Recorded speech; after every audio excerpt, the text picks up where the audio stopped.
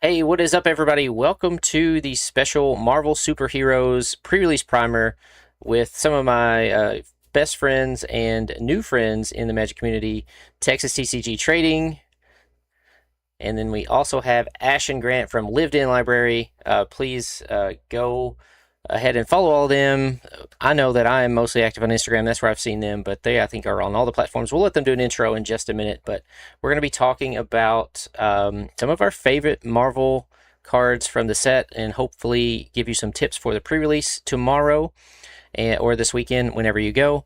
I did get to do the early access event yesterday, and then I'll finish that up today on lunch and had a great time playing with the cards. Whether or not you like Universes Beyond or not, this is going to be a fun set.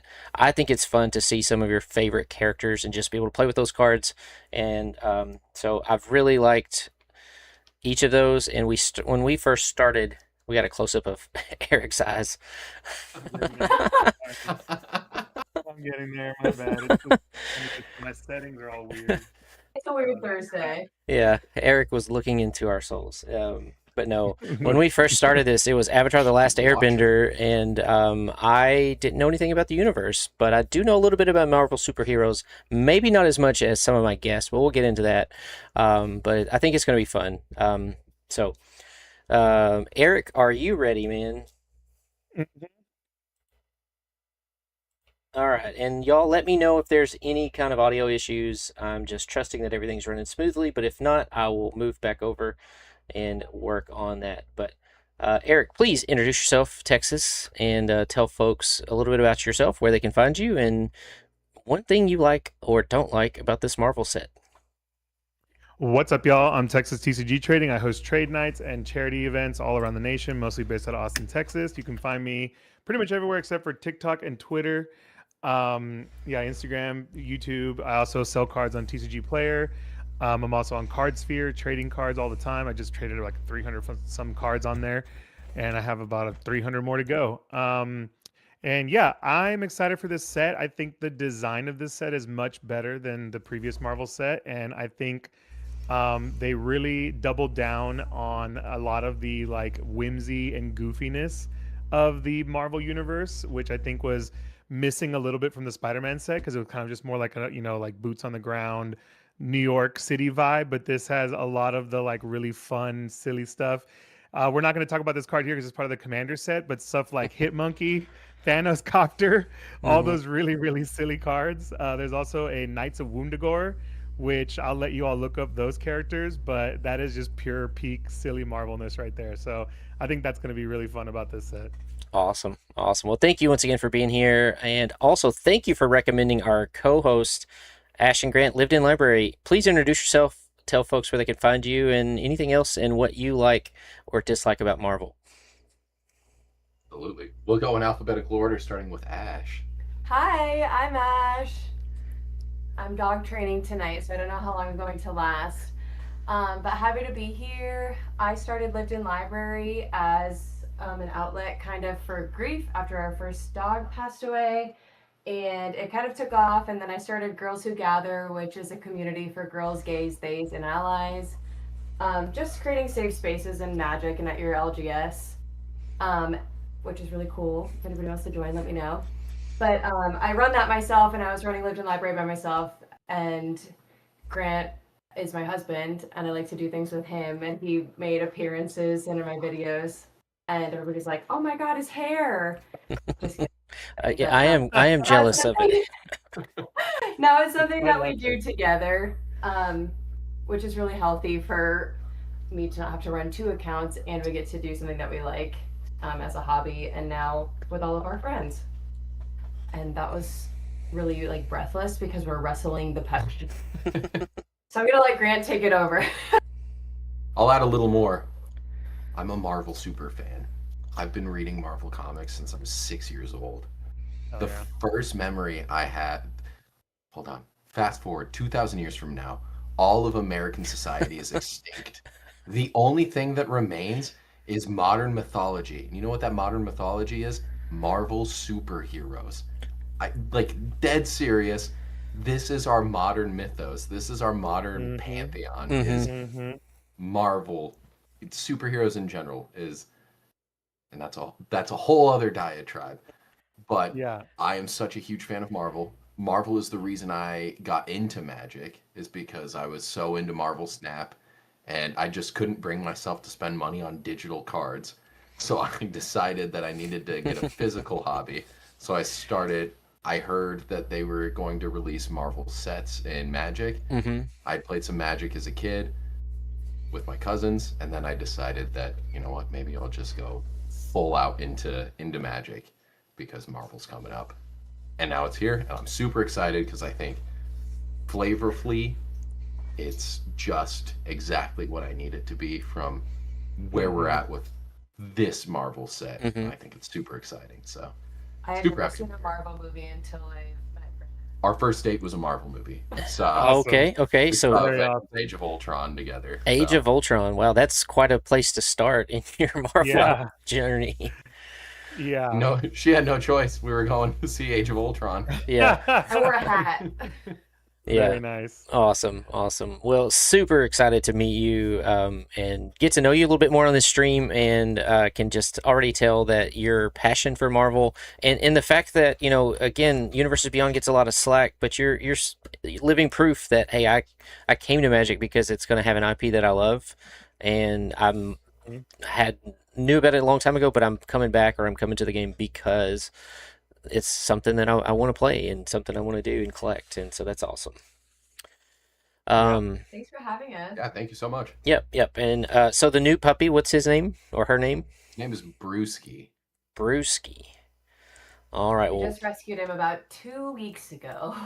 Oh wow, yeah. It seems like much longer already. But yeah, you're Yeah, right. you It was only- It feels much longer. I'm Gotcha. exhausted, and I have grass in my hair, as Texas can. What's the word? a test. Yeah. Yeah, thank a you. test. Gotcha.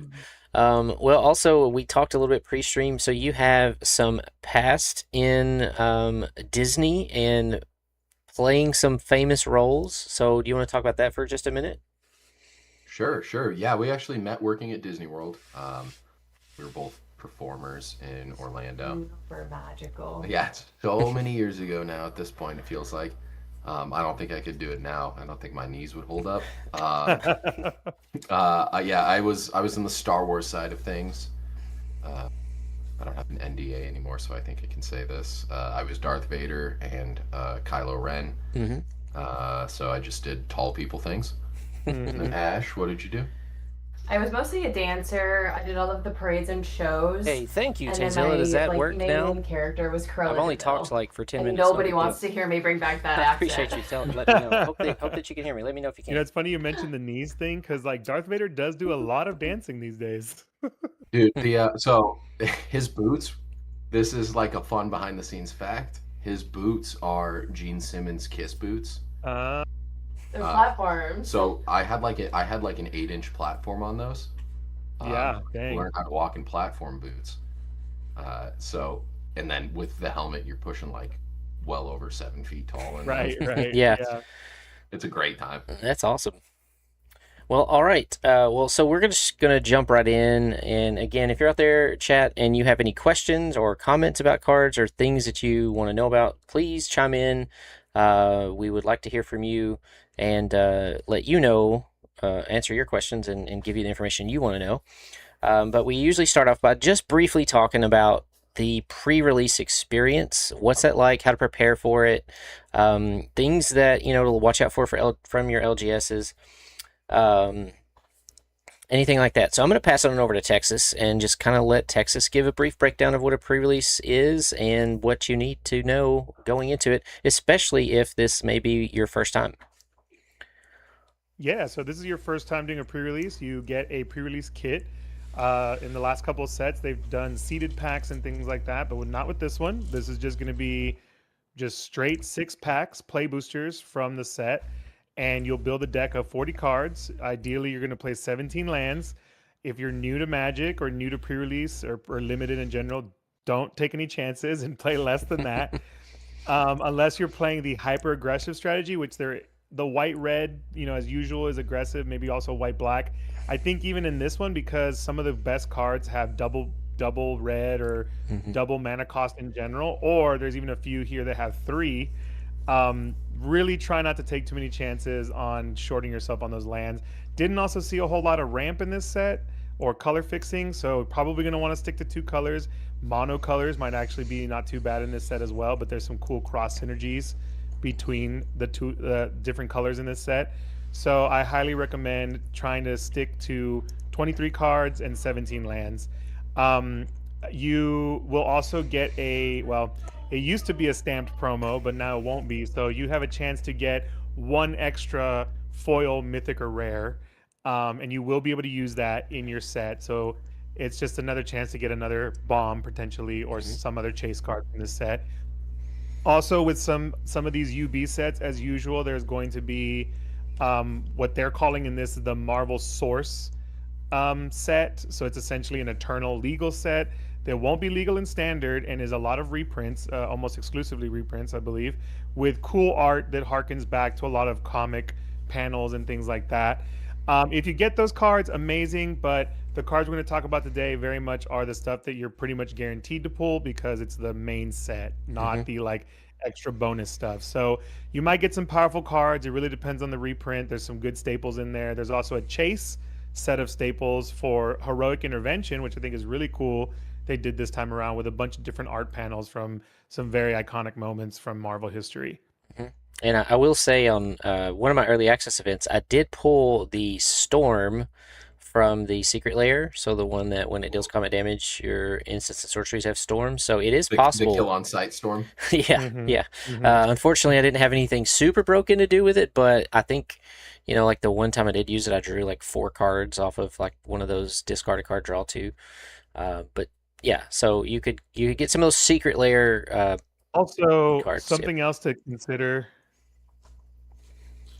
That's the first time they do this. They've never done that before, and I think that's really cool because that Secret Lair is of course out of print and it's incredibly expensive, so it's hard for people to get. So I think that's really great of them to take those awesome cards that are very powerful that people want and put them in the bonus sheet this time around. And I have a hot take. A hot take. The art on these are way better than the Secret Lair art. They do look pretty nice in foil. I've seen the Wolverine already. It's pretty cool. Yeah. So Rex is asking, the Heroic Intervention, is it only from the Commander set or is it one of those source cards? Do you know? It's one of the source cards. It's the bonus sheet, essentially. Okay. For this one. So you could potentially pull that in your packs, in your play boosters. Yeah, so you can only pull the Commander cards from the booster pack, the collector boosters, not the play boosters. Yeah, and you won't pull the Commander cards. As he just said, the Commander specific cards are only in collector boosters. I'm sure one day we'll have a pre-release that gives you 1 collector booster. I'm sure that'll happen eventually. Maybe. And maybe you got some crazy stuff in there, but all right. So Grant and Ash, anything have you attended pre-releases? I know you said you're relatively new, and have you? Oh, yeah. All right. So Listen, I have yet to win a game. That's okay. Maybe Which after is like the least surprising thing about me. Maybe after tonight you'll come away with some tips. But what do you usually do to prepare for a pre-release, or what do you bring? I show up expecting to lose and to be told how to play Magic because I'm always the only girl. And I'm really bad at putting a deck together really quickly. But I always have a good time. Cool. I think for me, the biggest art of a pre-release is you find the new mechanic for each set. So Strixhaven, you had your prepared mechanic, and your each of the colleges had their own mechanic, and then Lorwyn had its own, and then Turtles had Sneak. Sneak. They did have Sneak, and there's actually 1 card in this set with Sneak. So yeah, looks like I saw that. Yeah. Yeah, so this one, really keeping an eye out for like teamwork is a big one. Teamwork is pretty new, and then also knowing if there's new creature types. So for this one, you've got heroes, you've got villains.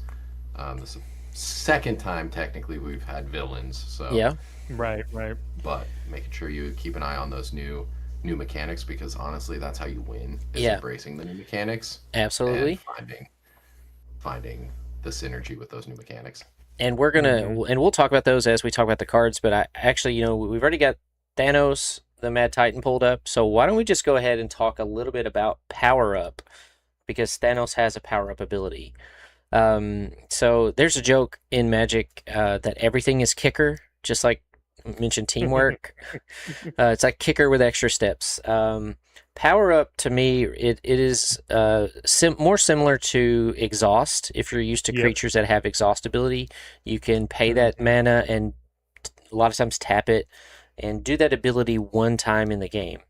And power up is the same. You get to use it one time unless that creature like leaves the battlefield and comes back, like if you blink it or it, comes to your hand. But as you can see, Thanos here has a power up ability. The difference between this and exhaust is the power up ability.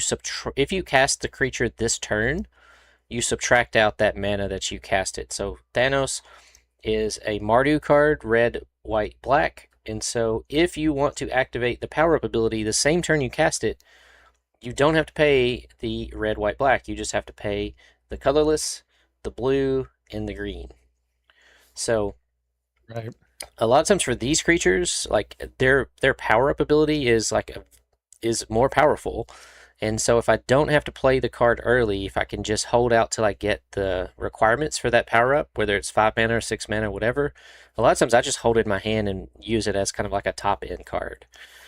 Because otherwise you play it early, then you still got to pay the 6 mana later, and it could eat a removal spell between now and then, etc. So that's a little bit about power up.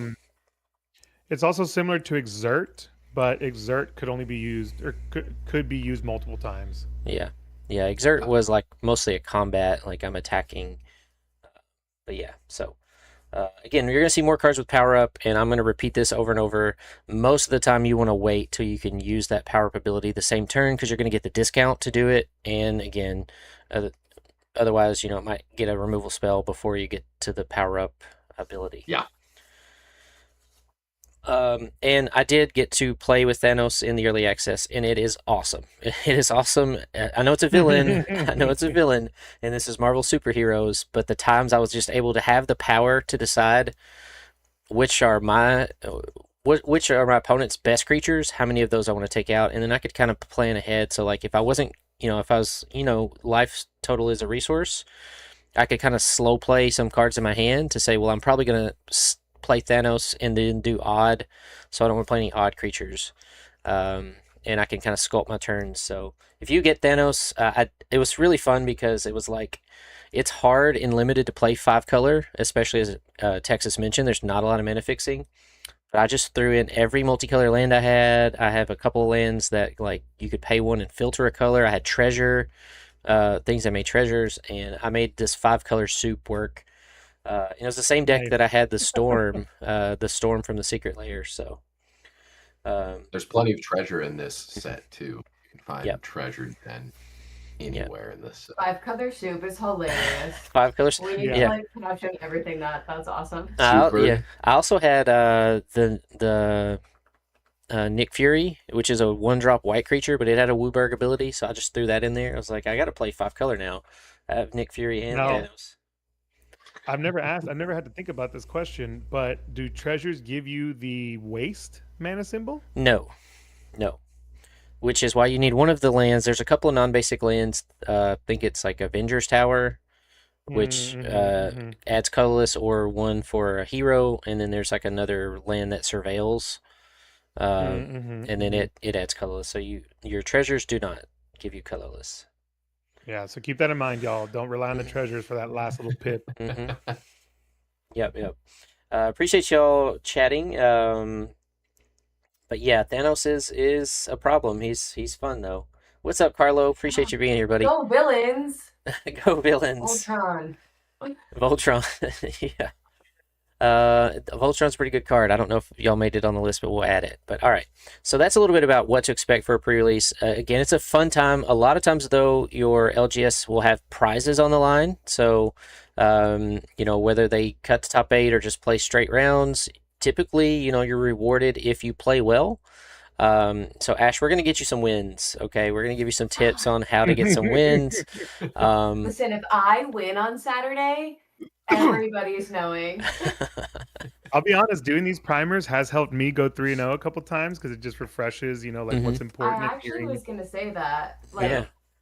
this will be very helpful for me as somebody who doesn't go into pre-releases knowing anything about the sets. Yeah. So I'm pumped just to be learning. Well, I'm a passenger. well, cool. But at the end of the day, have fun. It is again, you're going to see some new players. It's an opportunity to teach new players the game. Don't be super sweaty or salty where you don't let them like take an action back. A lot of times, I'll even give them tips like, "Are you sure you don't want to attack?" You don't want to don't trick them into attacking, but like if they have an obvious advantage, like explain that to them. Hey, I'm tapped out. I don't have any actions. What you see on the board is all you have to worry about. Your creature's bigger And than mine. I usually end up helping people build their decks because even if I don't see them in the actual match, or even if they do end up being my opponent, I'd rather they just have a good time and know their best cards. Also, if I play against an opponent and their deck is just obviously not built very well, then I'll help them. Like, let me see the rest of your cards and let's see if we can make this better for you. It's also just not fun to play against somebody that doesn't have something that they can have fun with. Like, it's just like, what's the point? Yeah, and sometimes, like Eric mentioned, I'll help them, or after the game, I'll say, "Hey, can I see you? I know you played this card. Do you have anything else? Because that card is not the best in your deck." Or, "Oh my goodness, like you played all these awesome cards, but they're all like 5 mana and 6 mana. You really got to you got to start early because if you don't play blockers till turn 4, you're just gonna get steamrolled by the 1, 2, 3 drop creatures. Especially Biggest advice, if it's your first time, read the pamphlet that comes in the box. Follow that mana curve. Yeah. It will give you a diagram of 1 drops, 2 drops, 3 drops, and that goes for your removal as well. Sometimes you have limited options, but you don't want all of this expensive removal. If you can't play it, it's not really going to help you. It's better to play a blocker early than to play a 5 or 6 mana removal if you're playing a bunch of those. Not saying don't play them. I'm just saying you really have to scale everything. Yeah, or when in doubt, Rex just says to eat your opponent's cards. No. I like it. Sneaky. Yeah. No, but also we've talked about this before. Check your LGS if they have a pre-registration. This is a popular set, and so they may have a cap of players for each. If they have multiple, they may only have so many. So if you need to pre-register, go ahead and do that. If you're like, I can only play on Saturday at this time. Also check the prices. I'm not sure if I've seen prices for this, but typically they're around with the UB. I think they're typically $40-ish. Does that sound right? Yeah, 40 to 50. Yeah, ours are range from like 35 to 50 in Austin. Yeah, and sometimes they'll offer snacks or pizza or something like that on top of it. But yeah, you shouldn't be paying more than $50 for a pre-release. Unless it was Final Fantasy. Also, try to go if you have the option. Try to go to a store that's an official store with Wizards because they'll probably have promo packs either from previous sets or this. I think there probably will be some from this set. I hope so, and that's where you'll actually get your stamped cards. Now is in those promo packs. No comment. Those promo packs are sweet though. Yeah. Lux and Rogue, that's exactly, I think that's the spirit of the game. Lux. Yeah, that's the spirit of the game. Again, I don't always say, "Oh, you could have won." In the middle of the game, I don't say, "Hey, attack me, you're gonna win." But if it's something they obviously need a little help on, and again, it's part of the game is learning, and so I think it's fine to say, "Hey." You totally had me that game, but you kind of got scared because I had open mana.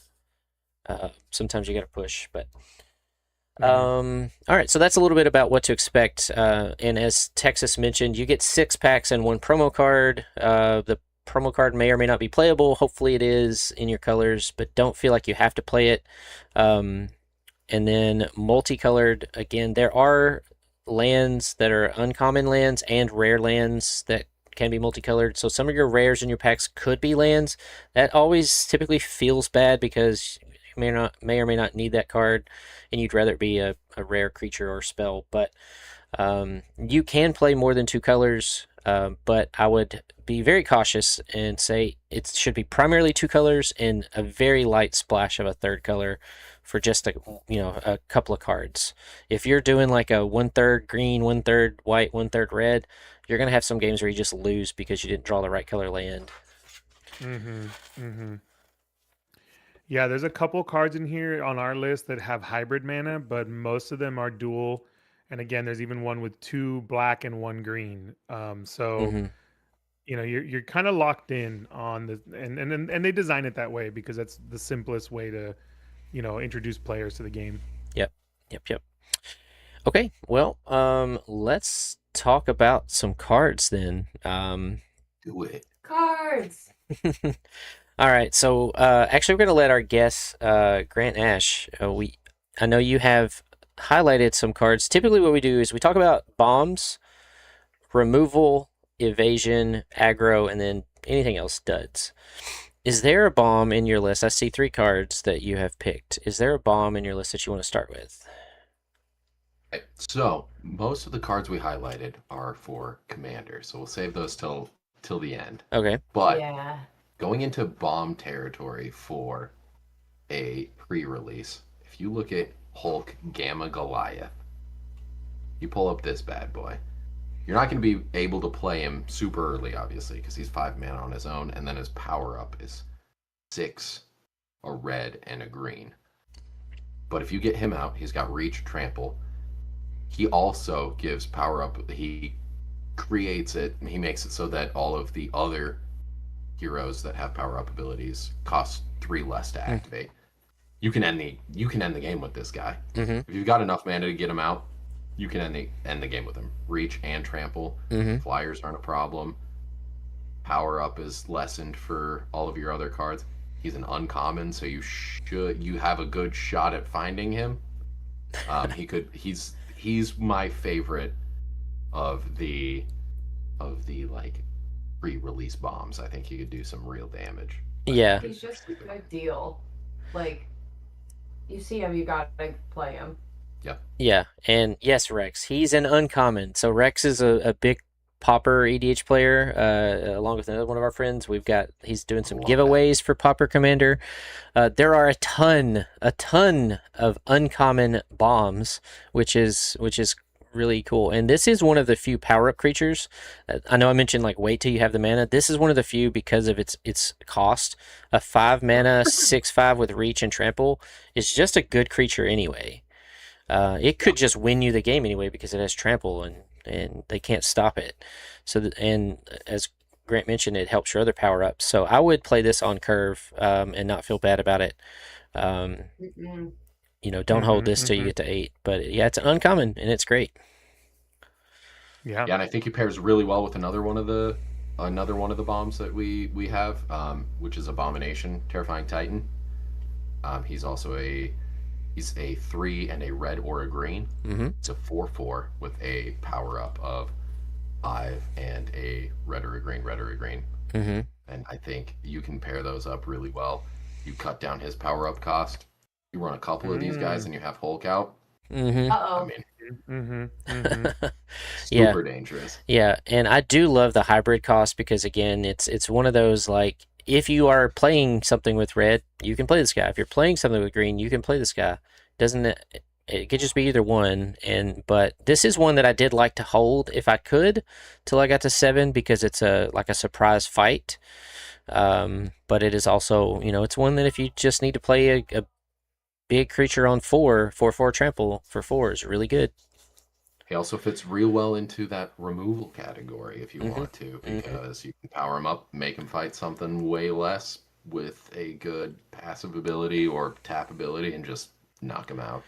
Yeah. And I will say, again, every set, I think removal is important. And so Texas mentioned earlier, typically you're playing like 23 cards. I like to play, if I can, at least 5 removal spells. I would rather play 5 to 8 if I have them. And again, you can count this as a removal spell. because it has it built into it. So try to like really look at your colors and see am I in one of these colors, and I can count this as removal. Yeah. All right, Texas, do you have any bombs that you would like to talk about right off the bat?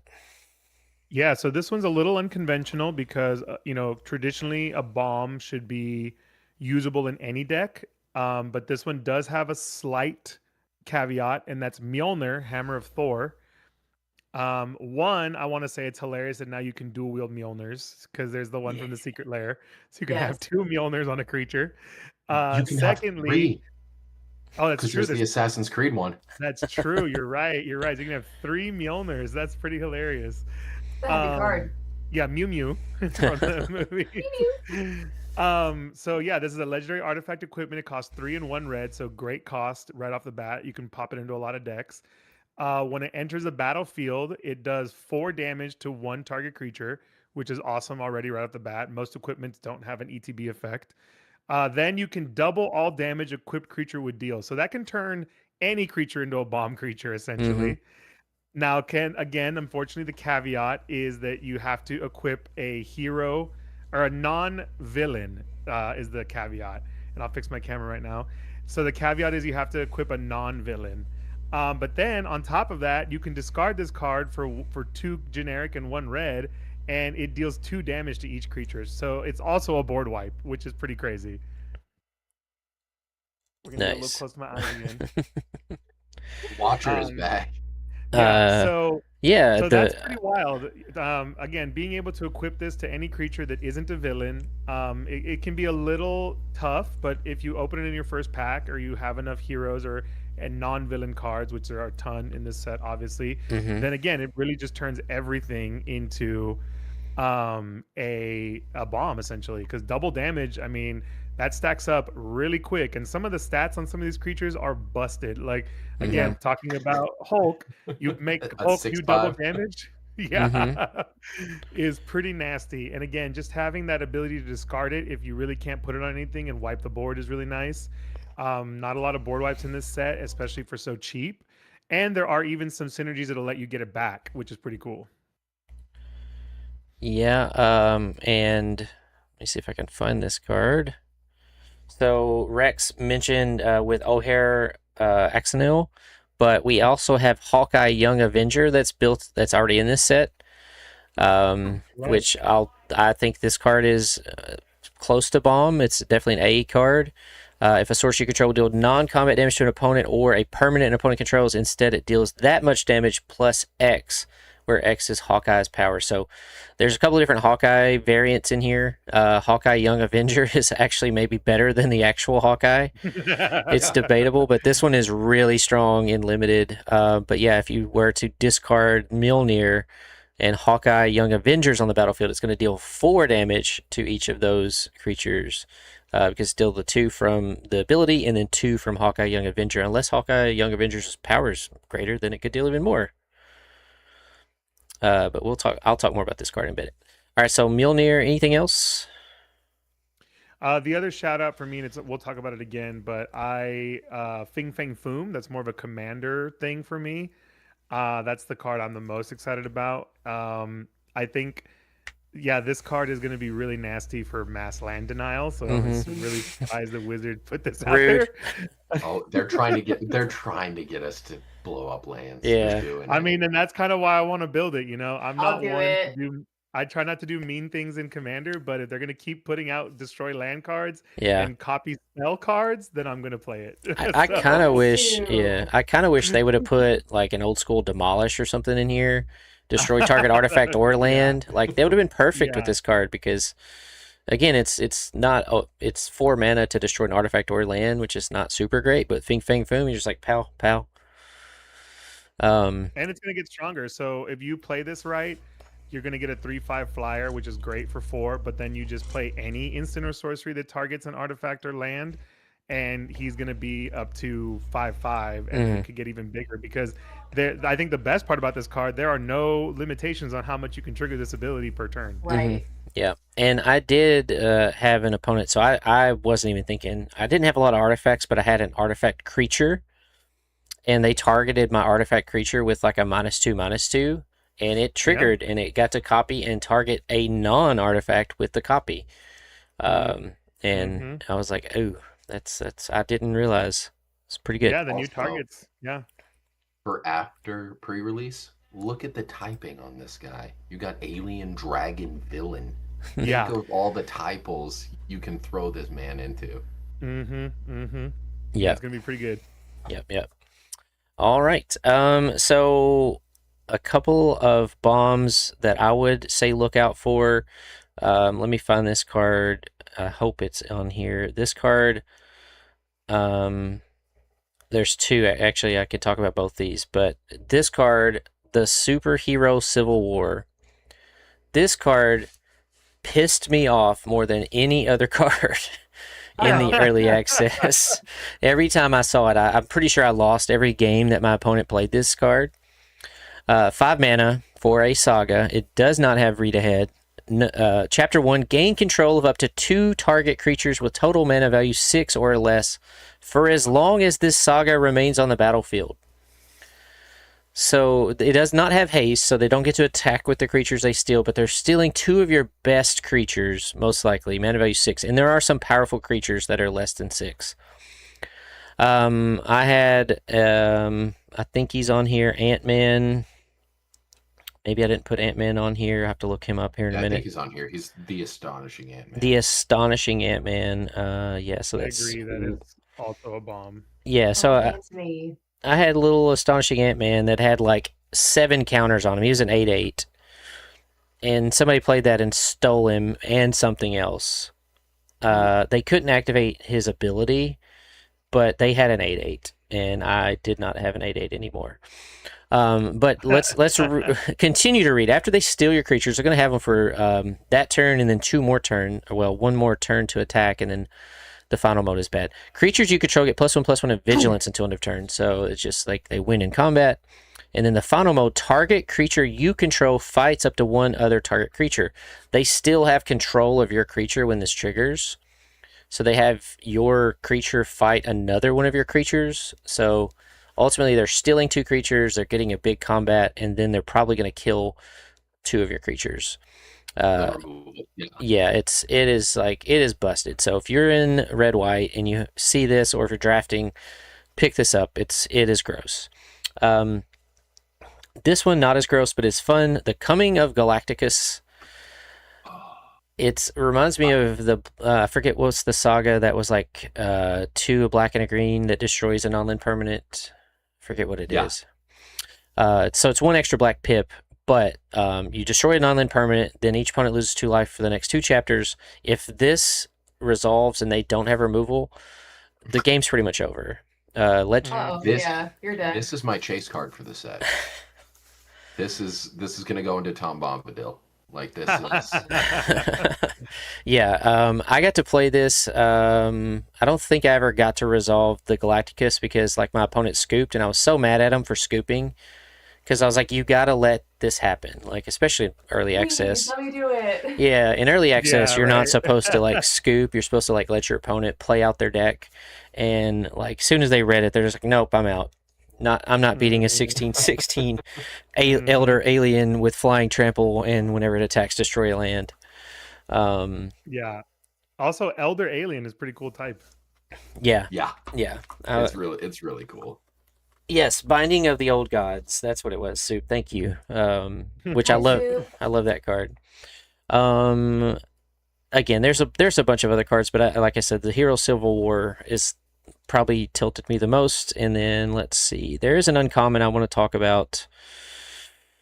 There's lots of uncommons I want to talk about, but Thor Odinson.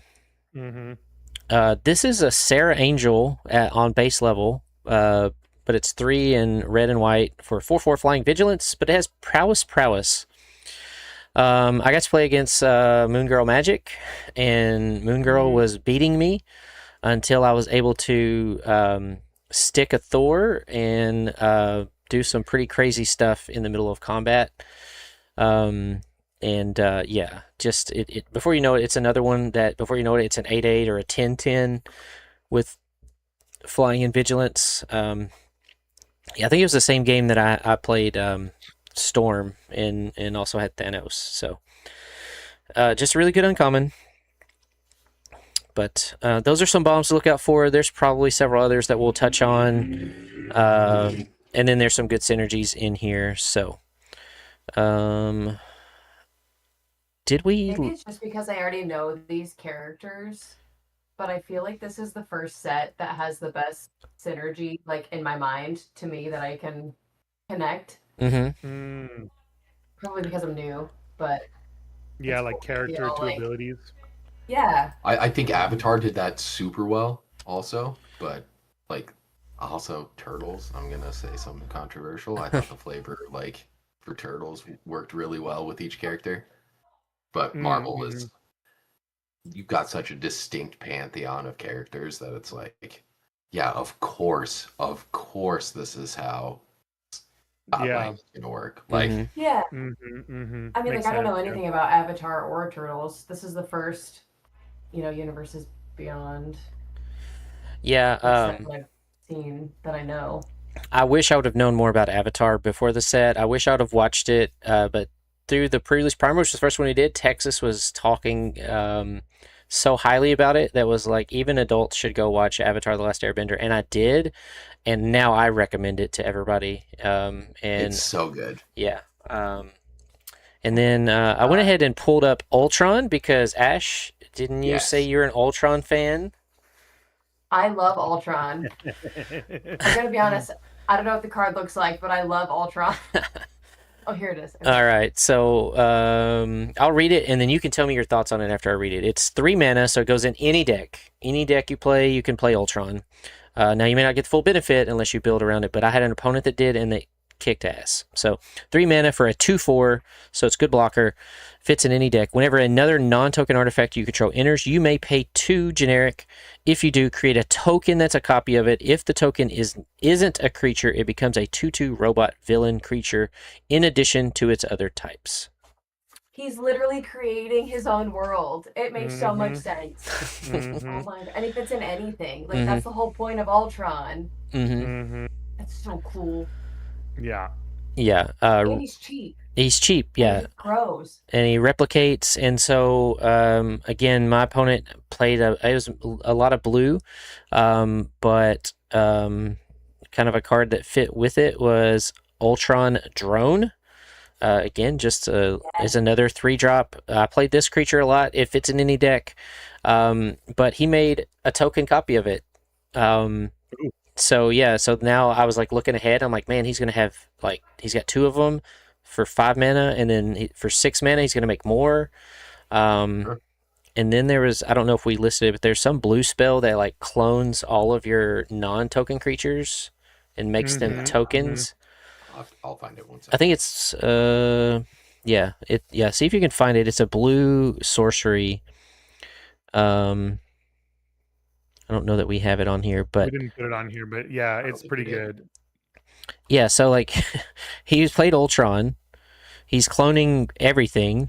Everything seemed like he had like artifact dot deck, and then he's like, I'll tap 7 mana and I'll play this and make a token copy of all of my non-token creatures. And so he got a second Ultron. He got a second Ultron drone, and then whatever else he had. It was crazy. Wow. So yeah, but I do like that these fit in any deck and they have some usefulness. So again, if it's like you at least know, hey, I'm gonna be able to play this no matter what my mana is. But They fit in any deck, but it also makes sense to the character and the lore of like I don't know, just Marvel in general.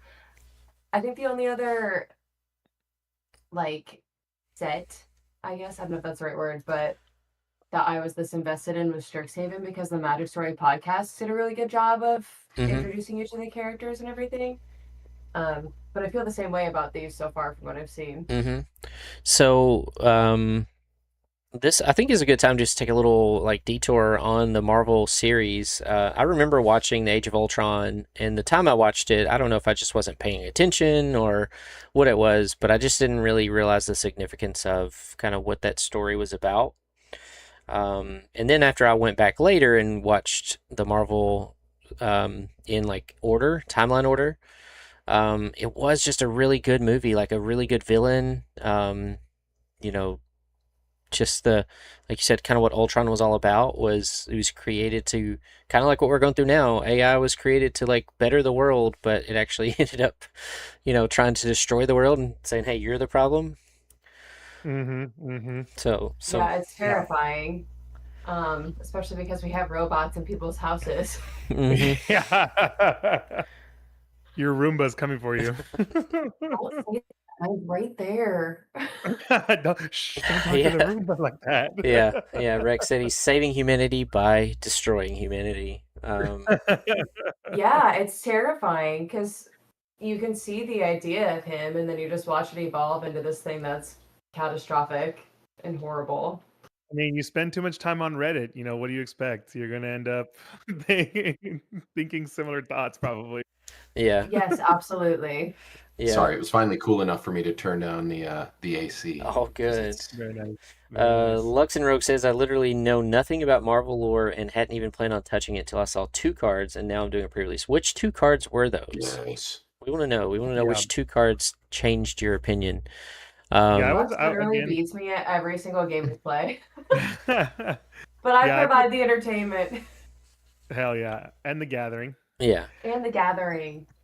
Yeah, I felt the same way, Luxon. I wasn't like super stoked on this set until they actually started spoiling the stuff. I was excited about the Hulk when they first talked about it, just because the Hulk is one of my favorite characters. But yeah, it wasn't until I really started seeing the actual like mechanics from the set and how powerful some of this stuff is and how fun Mm-hmm. a lot of these cards seem like they're gonna be that I was like, okay, yeah, I can't miss this one. I'll also say that at first glance, when I looked at these cards a little bit ago, I was like kind of taken aback by how expensive they were. But then once I started looking at them together, I actually think they're kind of fair. Mm-hmm. Like I think that it's gonna be okay. Yeah, I think it's going to be a little like a kind of a mid-range experience with this pre-release. There's a Yeah. couple of strategies that'll let you get in early, but I think if you similar to like the black-white deck from Strixhaven, if you don't Hmm. get a lot of those little guys at the beginning and really push that advantage early, you're going to get drowned out by power pretty quickly. Like turn Yeah, 4, turn I got 5. screwed. I got screwed real fast with my Quandrix Granted, pulls. horrible. I had nothing. Mm, Yeah, a lot of this set, I think at a lot of turns are going to pop off turn 4, turns 5, turn 6. Like people are going to be playing cards that are going to be very hard to deal with. Mm-hmm. Yeah, Lux makes a good point. Um, Everybody really likes Squirrel Girl because of like Chatterfang and Mm-hmm. the really oppressive squirrel decks that kill me. Yeah. Yeah, I mean, yeah, Squirrel Girl is going to be insane. It's Yeah. I did not see Squirrel Girl in the games that I played, but yeah, just it looks like a great card. It's green, so of course it's one of the best cards in the set. And then Tippy Toe, which is a commander card, it looks like maybe. Yes. Oh yeah. Tippy Toe, terrific partner. So we won't spend a lot of time on this, but that is Lux and Rogue's two chase cards, and thank you for sharing those. I can't wait to die to them. Yeah, we love additional tokens. And then gain life, the Stern draw card. Yeah, that is a good card. It is a good card for commander.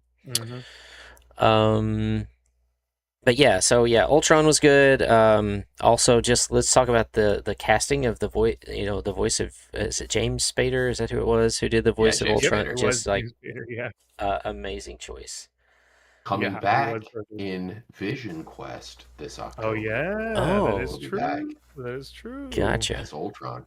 You know Gotcha. what I didn't do is add any Wanda cards to this list. Oh no. Yeah, the good ones are not in the command. They're in like I think the Yeah, they're commander all set. commanders. They Yeah, are. I was gonna say Yeah. I saw the rare one where it's like if you cast a instant or sorcery that's 4 or greater, which has been a theme in other sets. Like the 4 or greater was in Final Fantasy.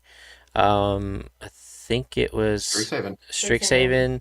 So Mhm. Wanda has that ability and it reduces the a bit like the cost of instants or sorcery. So you'd think it would be good, but I think it's one of those like it's not as good in sealed because you just don't get to sculpt your deck. If you're drafting and you Right. say I am going to draft Wanda, and then look for spells that are either X spells or spells that are 4 or greater, they're out there. So Wanda could be Mhm, good for that. mhm. But I think the best Wanda card for me is the Chaos Warp, because that Yeah. artwork made me want to buy a Chaos Warp, and I don't like Chaos Warp as a card. Oh, I So, want it so but bad. they picked the perfect artworart from the House of M storyline, House of M. Oh, which was essentially adapted loosely in the WandaVision show. And yeah, I Oh. mean, it's just so iconic. It's such an iconic moment in her history. Cool. Let's just look up Wanda real quick. Scarlet Witch. Yeah. girl. No, that's not the right one. So yeah, there's a lot of fun ones in like the Jumpstart set or the Commander set, and then of course there's Jumpstart Wanda. for this set is really, really good, actually. Like, We there's some talked good about that a stuff. lot in the Avatar set. We tried not to get off the, because you won't get to pull any of them unless you're Sure. buying Yeah. collector boosters, but they won't be able to be used in your deck. But they did the same thing as they did as Avatar, where there's some bomb Jumpstart cards. Yeah. Yeah. Here's the Scarlet Witch for those of you. It's okay. It's just one of those, like, it's a build around probably a draft card. The artwork is amazing. I will say that. Yep. All right. Well, let's talk a little bit about some removal.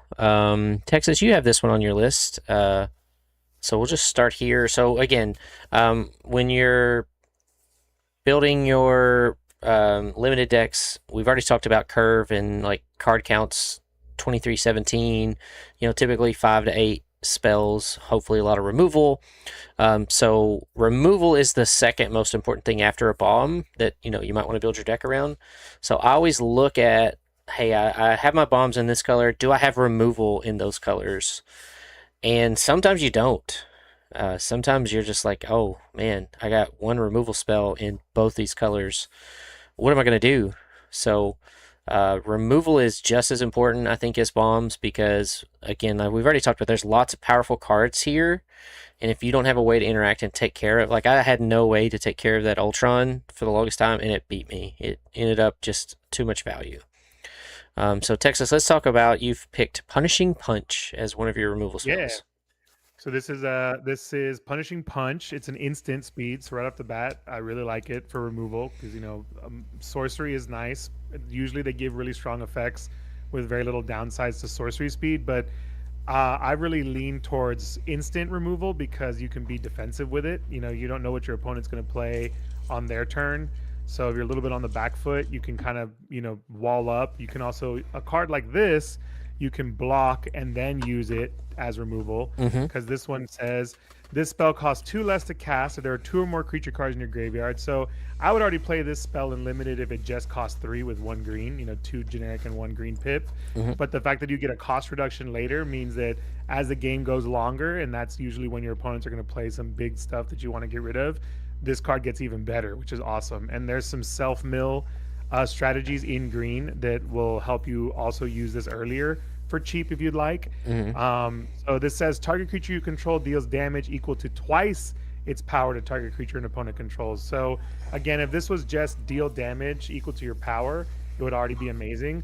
But because there's so many busted late game cards, this can turn like your 3-drop that's like a 3/3 into a 6/6 essentially to take something out, and then you don't lose the creature. So I love these spells over fight spells because sometimes it doesn't feel good to essentially get 2 for 1 to take out your opponent's creature, but this one just straight up power up your creature and then make it even stronger using this ability. And it also has some really fun artwork that calls out from the classic rivalry between Titania and She-Hulk here. And it's funny because I really feel like I can feel the punch in this artwork. It kind of reminds me of the Sirach punching the bear card from back in the Tarkir days. Yeah, Savage Punch. Yeah.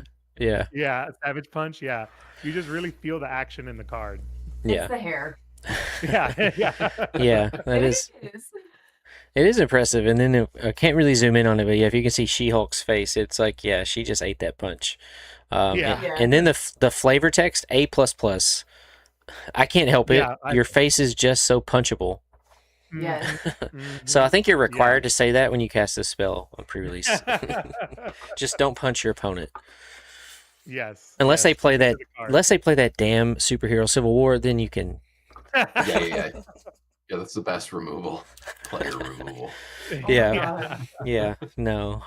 But to everything that Eric said is spot on. Instant speed, please, please, please hold your instant speed removal unless you're playing a blue player who might have a counter spell.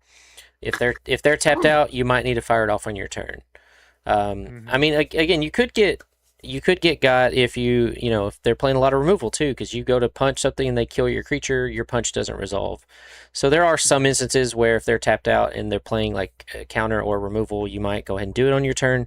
But a lot of times, like you said, you want to use this in the middle of combat to like surprise your opponent. I'm gonna block this creature, and I'm gonna punishing punch this other one, and then I'm gonna have the advantage.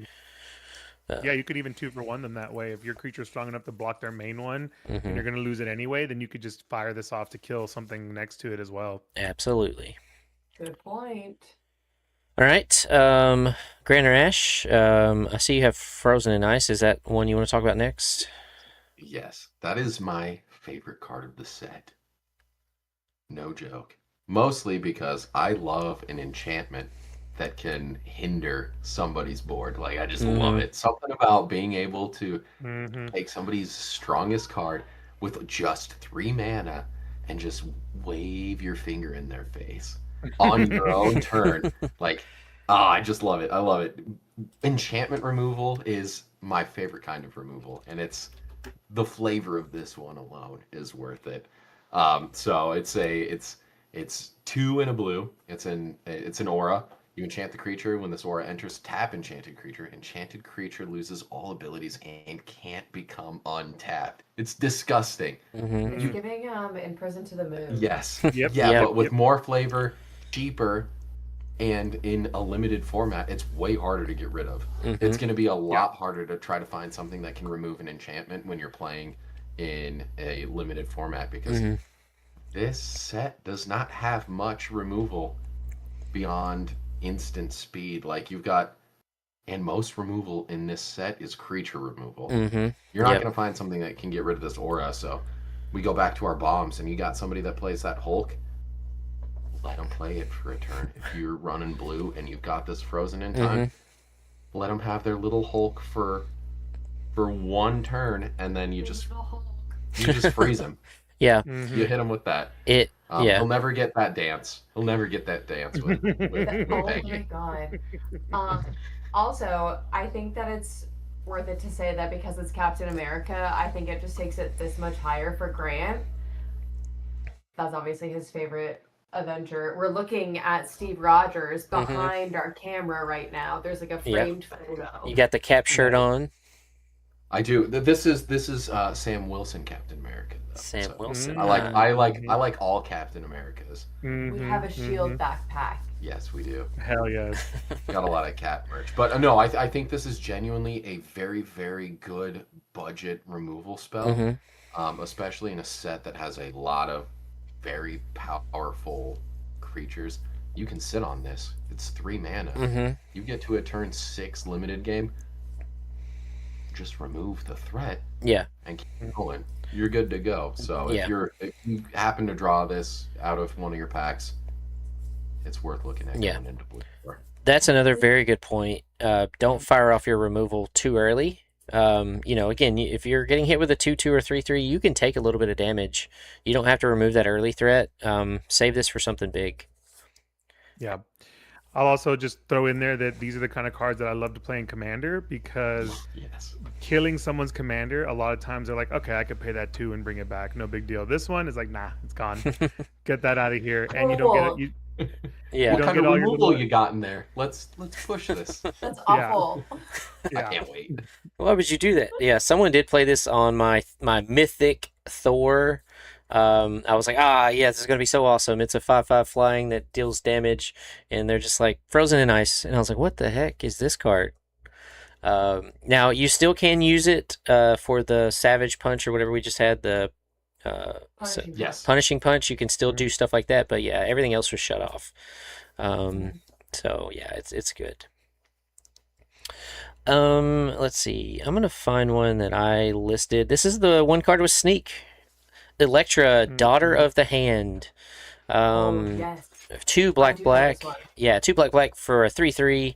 And Ash, why don't you take it away? Why don't you talk about this one? It has Sneak. Oh, No, I mean I like the art. All right, put you on the spot there. So on the base level, 4 mana for a 3/3. It is just like Ravenous Chupacabra. It enters and it destroys target creature. Only this is power 3 or less, so it's kind of limited, but it's still useful. Again, it's kind of a 2-for-1 card. You get a creature that's going to stick around on the battlefield, and you're taking out one of your opponent's creatures. And there's a lot of powerful creatures that are power 3 or less. Just pay attention to the power. Don't get that confused with mana value. I do that sometimes. I'm like, oh, I'm going to kill that. And wait, it's a power 4. I can't do that. The sneak. Also, look at her. Yeah, she's badass. Yeah, human ninja villain, and again, its sneak is returning from the TMNT set. Sneak is when you attack and there's a one of your attackers is not blocked during the declare blocker step before you go to damage. You can return that creature to your hand and put in Electra tapped and attacking, and then also get that ETB. Just a reminder, it is a cast, so it can be countered. But there's some creatures that maybe have an ETB that you want to return to your hand and reuse that ETB. So pretty cool card. Also, her flavor text. Oh yeah, Nice. Daddy. I love that. That is some good flavor text. I love that this can be used as blocker removal too. Like that's something in limited is super handy. Being able to just get rid of a blocker that a chump blocker especially. So if you're sending something big and they're like, oh, I'm gonna block with my 2/2 Ultron drone. You're like, I don't think you are. Yeah. Because I'm gonna sneak in Electra and just take out your blocker on enter. And there are a couple of death touch creatures, so you could just say, hey, I'm going to save my creature by taking destroying that little death toucher that you had there that you thought was going to kill my Hulk. Well, it's not. Yep. It's true. I'll go ahead and go on with another one that I have. This is a reprint. So long time ago, I think it was like 6-8 months ago, we had Spider-Man. This is a shout out to Haley, MTG Demonic Tutor, because Haley willed this to happen. Web Up. Web Up is a Spider-Man reprint. Oh yeah, it is. Yeah. With new art. And there's Spider-Man up on the building. Haley was talking about, hey, draft Spider-Man, play Spider-Man. It's like, I'm not playing Spider-Man, and sure enough, I got beat by this little simple removal spell. But it is one of the few things that can remove enchantments. When this enchantment enters, exile target non-land permanent. So anything that's not a land, Web Up just clears the way, takes out the biggest creature, or an enchantment, or an artifact, or a Galacticus, or whatever. Just be careful, because if they do remove this, that creature or enchantment or whatever is going to come back and have new ETBs. So maybe wait till the Galacticus hits the board. And then, pro tip though, if you exile a token, there's lots of tokens in this set. That token's never coming back. So. I have a fun little removal that you can also use. Okay. It's the Gorilla. It is a creature, super cheap. It's 1 and a green. He's a 2/2 with reach. You can sacrifice the creature, destroy target non-creature artifact or non-creature enchantment. Where is he? Is he on this list? Yes. Yeah, he's in green under untagged. All right. Yeah, there. Gorilla. Oh yes. This is a common. You should be seeing many of these in your packs. At This least seems crazy to be a common. you'll see at least 1 or 2 of these. If you're dipping into green, put this in there. You're playing him on turn 1 or 2 if you somehow ramp into him. Play him. It's like a blue. You could run him in blue green, but this is a creature in limited that can hit for 2 on turn 3 and is removal. It's a no-brainer. Yeah. No-brainer. And he has reach. Yeah, reach is just sneakily important, Yep. Rex asks, is Spider-Man even in this set? Spider-Man, there is a commander card, the Astonishing Spider-Man. Yeah. There's a few. There's Spider-Man to the Rescue. He's a green-white. Aunt May has been reprinted. so that's important if you really want some life gain. Although I think she's a commander card. Yeah. But yeah, Okay. they We reprinted also- a bunch of Spider-Man cards. Spider-Man to the Yeah, rescue has Flash, 2 in a hybrid green or white, Vigilance and Reach with Flash. So again, you can kind of use that as a removal spell before blockers. When it enters, you may tap him. When you do, another target non-attacking creature you control gains indestructible. So it also saves one of your attackers. Yeah, I almost put him in for evasion. I think I forgot him, but Yeah. he's a very fun card. I have noticed there are too. several Flash cards, cards with Flash in this set. So, like, if your opponent's holding mana up, it could not just be a removal spell. It could be a creature that's going to flash in. And think of the flavor. He's swinging in. Right. He's swinging in. Like, Yeah. Yeah, this is a fun one. I also like that you can use him with the flash, use him as a blocker, and still tap him to then, like you said, save something. I think that's Oh yeah, some yeah. fun- Sorry, Rex. It's not attacking. It's non-attacking creature. Thank you for pointing that out. Oh, okay. But either way, it's nice that you can give something else indestructible. Yeah, you can save your Anything best that gets creature. Yeah. around- Yeah, anything that gets around summoning sickness, being able to use cards right away is pretty nice. I have another interesting removal I want to talk about, which is Helicarrier Strike. Yes. So again, this is a teamwork card. So it's a 1 white teamwork 2. As an additional cost to cast this spell, you may tap any number of creatures you control with total power 2 or more. So right off the bat, I really like how teamwork again lets you use creatures as soon as you play them. Because again, sometimes it doesn't feel great to have to wait a whole turn to get value out of your creatures. So you can you can establish a board state but still stay defensive using this card, or you can use it aggressively by playing a creature that you're going to want to use next turn and then using it to kind of add in that extra damage with this spell with your attacker. But aside from that, it's also just good deal 2 damage to target attacking or blocking creature. That's just a great bread and butter white spell that they've always printed, and just being able to get that extra 4 damage at 1 white instead of generic and a white, which is usually what they charge for that, is pretty cool. And then there's some other synergies that are like, if you tap this creature, get some sort of advantage with the teamwork stuff. So I think that's pretty cool. Yeah. Yeah, this card got me a couple of times because I wasn't thinking about, 1 mana is going to deal 4 damage. Because it's like, oh, I have 4/4 safe to block. I have, first strike, or they're attacking with a 3/3, and it's like, nope. And that teamwork 2 is really easy to turn on. Speaking of creatures that tap and have an ability, I've already talked a little bit of crap about Hawkeye Master Marksman not being as good as Hawkeye Young Avenger. But Hawkeye Master Marksman, we're kind of going off the path a little bit with just to talk about teamwork and how you can synergize with it. He doesn't care how you tap him, so you can tap him with teamwork, you can tap him when he attacks. You can also tap him when you crew a vehicle. And I didn't realize that. Like I could have probably dealt a lot of damage to my opponent because I had a vehicle just sitting there, and I was holding him up to block. And then, like, a few turns later, I tapped him to crew the vehicle, and it gave me the option to pay the 1. And so I could have rummaged and not pay the 1 heuristic study, but pay the 1 multiple times for the 2 damage. So each time I could have, like, tapped him to crew the vehicle and damaged my opponent, or rummaged. Or you could do it with the team-up cards. Like the Helicarrier Strike. I also just love that all of his abilities are based off of his different arrows.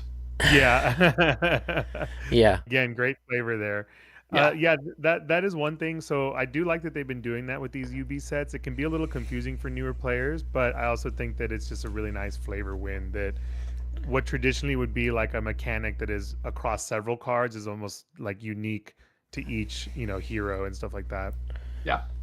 Yeah. I will say, Rex, it is only once per. So, like, at least in Arena, like, when you tap him, you can only pay 1 mana 3 times, and then you choose, like, which mode. So you can't do, like, 2 damage 3 times. You have to choose a different mode. Yeah. That makes sense. Yeah. Let's see. We got Dark Deed. So, again, I think it's pretty much a given. Just about every set. They try to balance out the removal, but it always seems like the black cards have the best removal, the most versatile. Yeah. So again, if you're not in those colors, maybe your bombs are in a different color, but you have great removal in black, you might want to splash black for your removal. Dark Deed is just a simple -4/-4. Even if it doesn't kill the creature, you can shrink a creature and then kill it in combat. Just a really good, useful spell. Gets around indestructible. There are some indestructible tricks in the set. So Dark Deed, instant speed, -4/-4 for 2. Pretty good. Yeah, And it's and got bullseye on it, so that's Yeah. all that really matters. Yep. Yeah, and again with the flavor text, you're pretty good, Toots, but me, I'm magic. Mhm. And Yeah, to there's poor piggyback off that- Electra there too. Oh, I know. Yeah. Again, iconic moments in the show, in the story of those characters.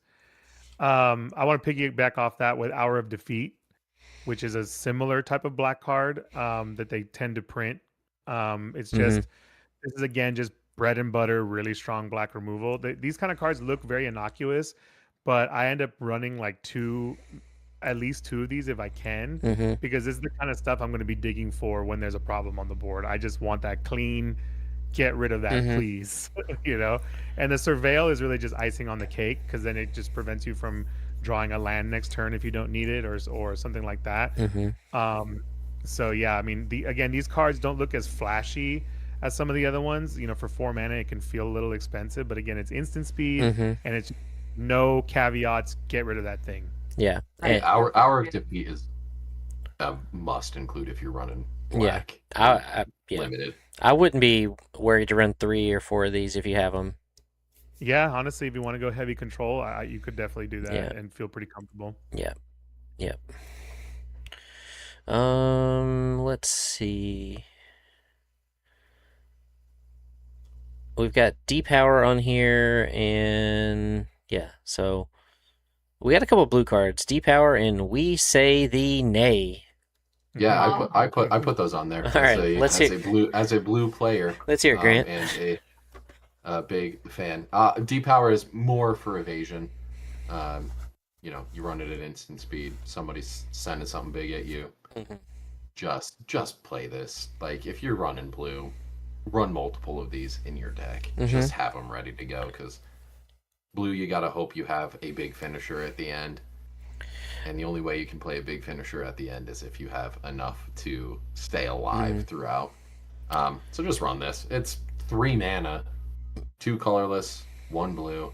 You can take something down to a -4, -0. Take almost no damage if you're lucky, or take damn near no damage if they're sending something big. It's got that reduction. Yeah. Yep, and it's got card advantage, so there's no reason to not run this if you're running blue. I haven't looked at a lot of these cards, but I have not seen a lot of card draw. Yeah. A lot of them are attached to creatures, I've noticed. Yeah. I do like, again, this has a reduction if it's attacking you, so you shrink that 6/6 down to a 2/6, and then you triple block to kill it. But card draw, let's see, there was it Thirst for Knowledge, or I can't remember what it's called. There's a Thirst for Knowledge. Draw 3 cards, then discard 2 cards unless you discard an artifact. Yeah. It's 2 in a blue, and it is an uncommon. So. Yeah, we'll switch to printing real quick. But yeah, it's got I did see that quite a bit. It's an uncommon, so it's going to be fairly available. There's a lot of a strategy that drawing your second card matters. I don't know if we have any of those cards in here. But I did see a good bit of that. When you draw your second card, you get this ability. This is this, and then there's a black draw 2. It's 3 mana, but it's draw 2, lose 2 life. I think it's reduced by 1 if you have a villain. Can't remember the name of that one, but it's an instant as well, so you can use that on your opponent's turn to get that second card draw trigger for the turn. Yeah. Okay, so. Oh, and then we say thee nay. It's one of like 3 cards with Doctor Strange on it, which is why it's very interesting. Yeah. Supernatural set, but that's a different story. It is 1 in a blue, teamwork 2, Counter target spell unless its controller pays 2. Counter that spell unless its controller pays 4 instead if the spell was cast using teamwork. It's blue. Mm-hmm. Just counter a spell. It's a mana leak. Run this. Yep. It's Also- common too. Arcane is back, y'all. That's what We I got just another noticed. arcane Like, card. there's an arcane spell. So I don't even like why. Why is it an arcane spell? Purely, I think, for flavor. Mm. Yeah. It has character. Yeah. Yeah, exactly. Yeah, I mean, this kind of counter is pretty nice just because you can get them with that teamwork. They, sometimes people just miscalculate and don't consider that they have the 4 mana. Yeah, it's just bread and butter blue, like you're saying. Rex said, "What if we get Lord of the Rings or Hobbit promos in this set?" Yes, the accidental. Accidentally. Yeah. Listen, We'll start seeing the Reddit posts tomorrow. Yeah, with me. exactly. Let's see. All right, so we just got some basic other removal spells. These are in sorcery speed. Avengers Disassembled, choose one or both. I don't know, most of the time, hey, here's that land destruction card that goes with Fing Fang Foom. So There maybe you get Fing Fang Foom, and you get to do both of these things, and you get to copy it. If you target a land, you're going to Pretty destroy nasty. 2 lands, but it's not very good because they're going to go get a basic. That's really more of I think, a commander type card where you get rid of a very useful land. But the 3 damage to each creature. Again, Unless there's somebody at your LGS that is crazy enough to run Thanos in a limited format. I Right, might do right. it. You'll It's get 'em that so way. fun. I might do it. Target their waste card or their colorless card. Yeah, like, oh. Just their one colorless. Yeah. Yeah. Just to be petty. Epic Yeah. Fight. Here's another one or both. Double target creature's power and toughness to 1 of turn, and target creature you control fights target creature an opponent controls. So you're pretty much going to do both unless there's nothing to fight. So that's that. Also, huge flavor win because it depicts the first introduction of Wolverine, which many people might not know. Is he was originally a villain for the Hulk. For Hulk, yeah. Yeah. The cool thing about this one is you can target different creatures. So you can have one of your creatures double their power and toughness, and then have a separate creature fight a creature an opponent controls. So it doesn't have to be the same creature. Mm-hmm. Yeah, I chose this card, and I think I was looking at Gruul a lot with this set. Like I think specifically in limited, I think Gruul could potentially just run the table. Like you've got sorcery removal, which is not ideal in terms of removal, but if you can be swinging with your big gorillas, you've got your Hulks and your abominations, you've got the the punishing punch at an instant speed. You're running a few punishing punches, you're running a few of these epic fights, and then you're just running big old stompers. Like, Yeah, it's gonna be there's really dinosaurs everywhere too. Yeah. Yeah, no, I think you might be right. Gruul seems very pushed in this set for sure. Because there's even Earth's Mightiest Heroes, which I don't know if we want to pivot into something like that, which is essentially Finale of Devastation, which lets you, look at the top 8 cards of your deck, and just if you teamworked it out, you just get to put everything down. So Yeah, it's this like is a definitely Gulta the built finisher. into a spell. Yeah. Yeah. Similar would be Hire a Crew, which is, I think, a finisher card. 1 red, 2 colorless, create a villain token, a 2/1 villain with menace. But then all your creatures get +1/+0 until end of turn. That's also basically an overrun situation. And I think you can win the game using something like that. Instant speed. Yep. Let's do a few more removal spells, and we'll just kind of get into general stuff. We got Ultimate Nullification, 4 and a white at sorcery speed. Additional cost, sack a legendary creature, exile all creatures and graveyards, put Ultimate Nullification on the bottom of its owner's library. This is a commander card, so you won't see this one in limited. Gotcha. So you won't see this at your pre-release, but it is a really cool card. So that's why I put it in here. Gotcha. Not for pre-release, but look out for it. Vision Quest. This is not a removal spell. I do want to talk about that card though. That card is a bomb. I probably should have mentioned that in the bombs. We'll go back to it. There's Yeah. Cruel Alliance I have on there. It's sorcery speed. Okay. Yep. I Again, saw this one quite a teamwork bit. card.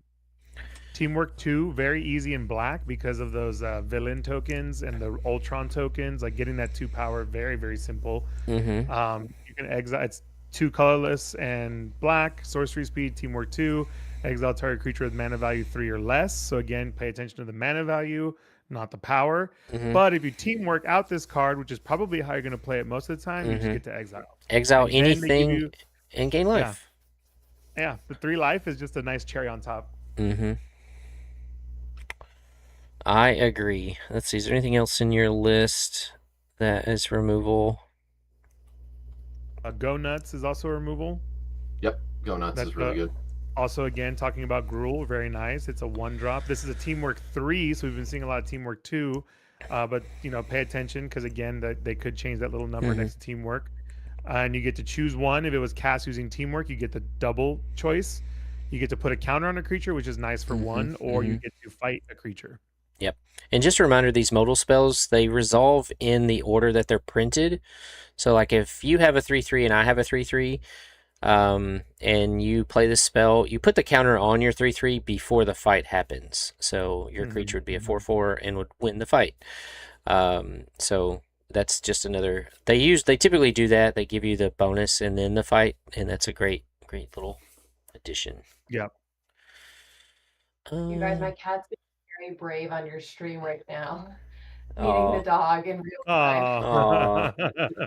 Don't mind me. You're doing good.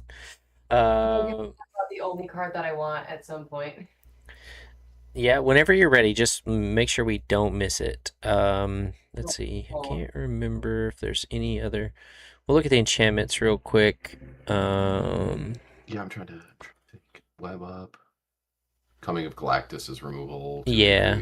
Yeah. Technically, yeah. It removes anything, Again, but it's finding 5 the old mana. gods Yeah. usually. All right. I think that's most of the removal that we pulled. There's more out there.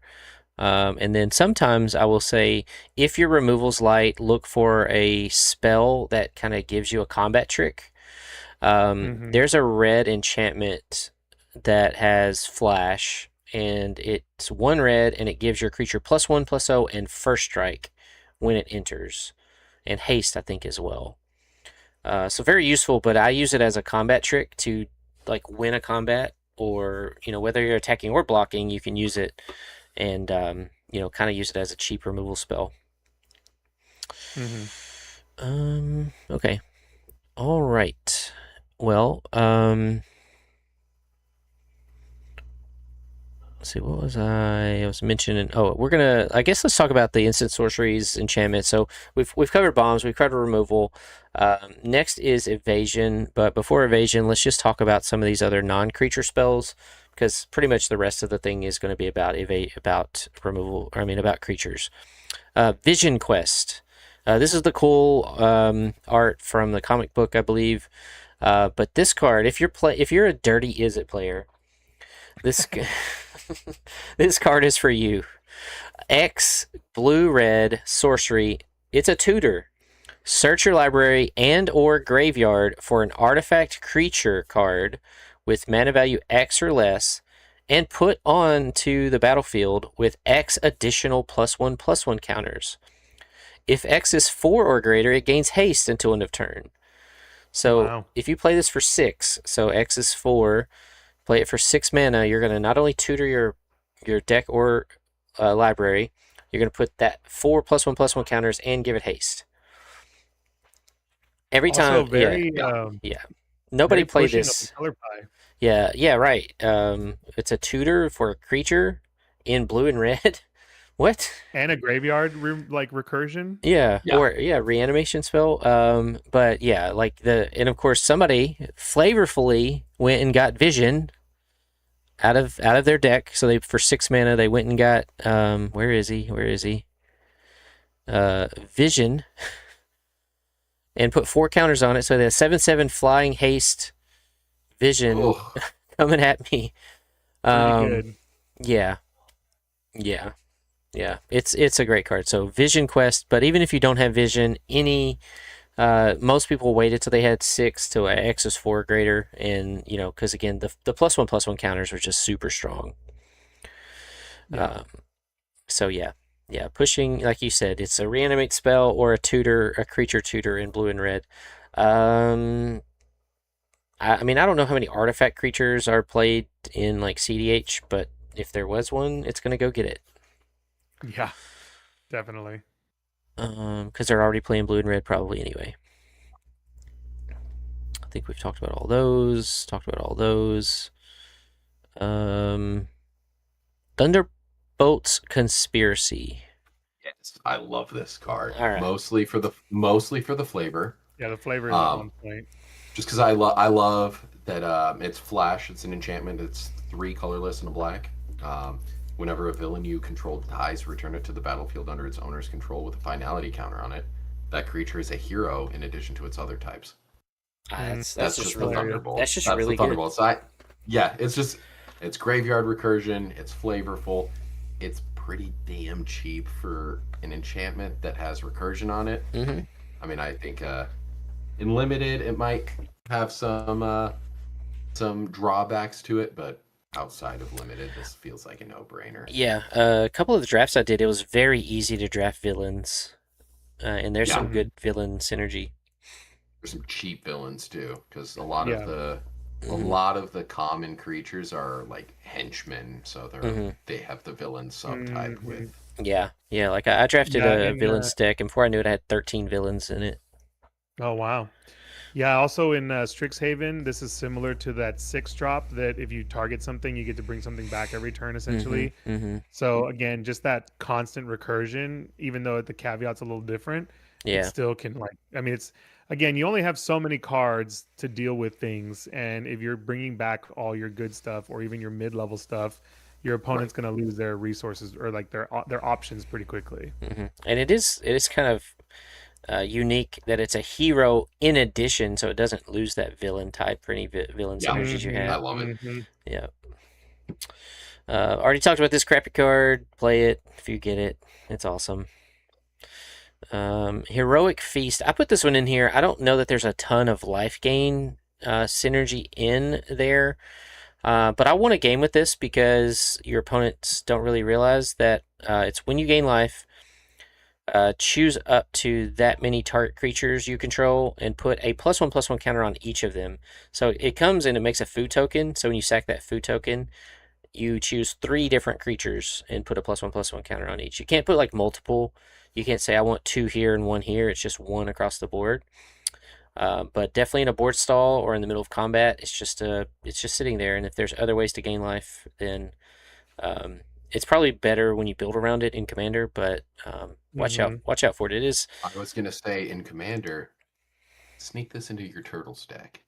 Yeah. Leonardo will thank you. Yeah. Yeah, it's pretty nasty. Yeah. Pretty nasty. I recently started playing more with Quilled Great Worm, I believe it's called. It's a Mhm. 6 drop that whenever you do damage, it adds that many counters to the Mhm. creature. Yeah. So these type of effects can get out of hand very quickly. Yeah. I just again the game I won. It was like, all right, I'm just gonna swing all out, and then whatever they don't block, I'm putting counter, counter, counter. And if I hadn't have had it, they would have been at 1 life. So I ended up winning the game because I was able to do that. Avengers Assemble. I put this one in there. I think 2 of us put this one in there. Yeah, I mean this one again, it's a little bit more of a build around, but it is just a nice card if you're playing heroes. It's got flash, so again you can use it kind of like a combat trick. I'm trying to find it real quick. 1 second. It is a little expensive. They had Turtle Power in the TMNT set, which gave all turtles +2/+2. At least this one gives you card draw as well. Right. Yeah, I think that's what made it a little bit better, honestly, for me. And then the flash aspect of it that you can kind of use this as your top end once you build your board. I see this kind of being in again the red white strategy, maybe a green white strategy where you're dropping a lot of little heroes, Little and then heroes. pumping them up with this in the middle of combat. Arch Nemesis. This looks like a commander card. Grant, was this yours? Yes, this is a pet card for me. This is very much specifically for Commander because this is hilarious. It's one, a blue and a black. Enchant an opponent. Whenever you attack enchanted player, that player loses 2 life. You draw a card and gain 2 life. Whenever a player attacks you, you may attach this aura to that player. Yeah, yeah. That's It's just really just turning Commander into a party game. Yeah. Like hilarious. it's just fun. So Yeah. I think this is going to be a new pet card for me. I'm going to run this in as many things as I can. So Cool. Yeah, it's a fun one. Let's talk about yeah, just mess with people. yeah. Just hey, you asked for this. Falcons Yeah. Falcons wing harness. Yes, This is I have this for evasion. hmm I think this would if you draw this is worth running. It's 2 mana. You equip it, attach to a target creature you control. Equipped creature gets +1/+1 and has flying and ward. hmm I mean that's it. That's all the evasion you need. Ward, flying, done. Like I can't explain anything else beyond Yeah. that. So Yeah, no, that's a Yeah, good Ward. segue into evasion. But go ahead, Texas. Yeah, I was gonna say, I mean, Ward in limited is very strong because you're already trying to play on curve as much as possible. So planning your move where you're like, okay, I got the 4 mana, I can play that black removal spell, I'm good to go. Then they're like, no, you actually need to have 5. So it's gonna put you on the back foot. And then because your deck is so small, you only have 17 lands, and there isn't a lot of ways to ramp in this set. Mm-hmm. There's a good chance you could get stuck on 4 mana and not be able to use that 5-drop Mhm. black removal spell, or Yeah. a 4-drop black removal spell, or whatever. Yeah. So yeah, Ward can be very punishing in a limited environment. Yeah. you throw it on your biggest creature, give it flying, and ward 1. Mhm. It people may just not be able to hang.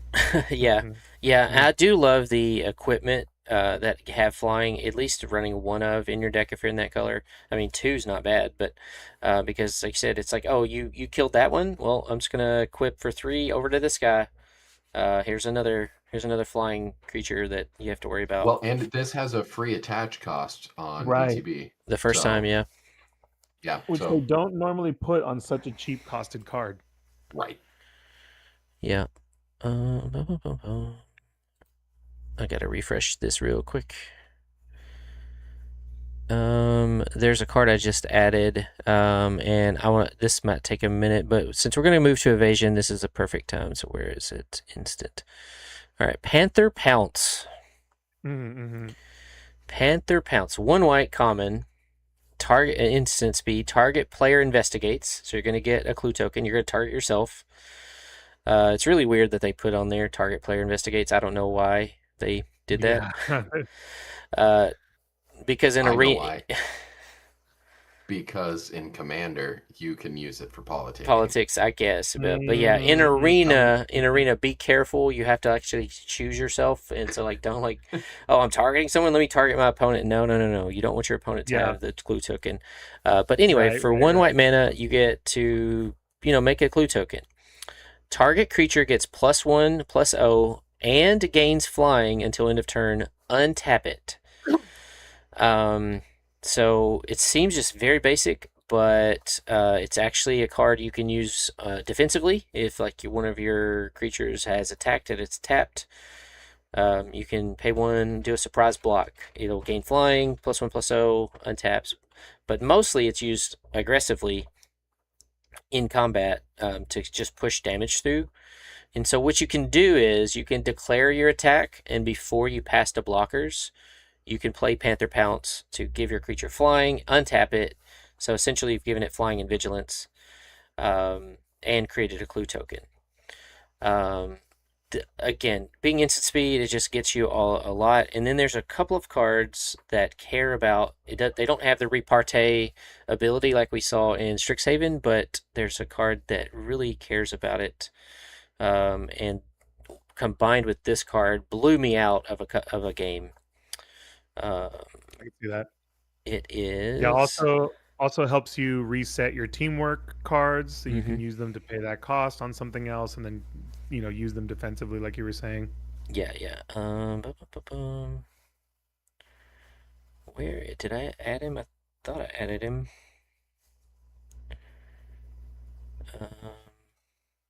Thought it was like I have some evasion if you need it. Well, I want to talk Uh, while I'm talking about this Panther Pounce. I want to talk about. I think it's Iron yeah. Fist. I thought that's what it was. Oh, the red one. I Mm-hmm. saw that. Yeah. I thought about putting that one on there as well. Um. Yeah. Yeah. Okay. So let's talk about Panther Pounce with Iron Fist. Iron Fist living weapon, a 2/3 for 3. When you cast a spell that targets a creature you control, Iron Fist gains tap. Iron Fist deals damage equal to his power to any other target until end of turn. Uncommon. This can go face. This can go to a creature. It cares about his power. So what I would do is I would declare attacks. I would attack with Iron Fist.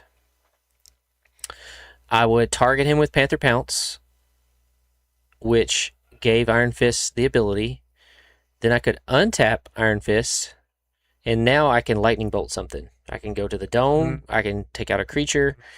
There's just, and then if I had multiple of these or multiple ways to untap, I could also, like if I've already set up Iron Fist to deal damage, I've already targeted something else. Like there's a red instant that gives +3/+1. So now Iron Fist is going to deal 5 damage. You can kind of scale it up to take out more creatures or just punish your opponent. So like, let's say I give him +3/+1 and he's 5 power. Now he's turned on. I tap him to deal 5 damage to someone's face.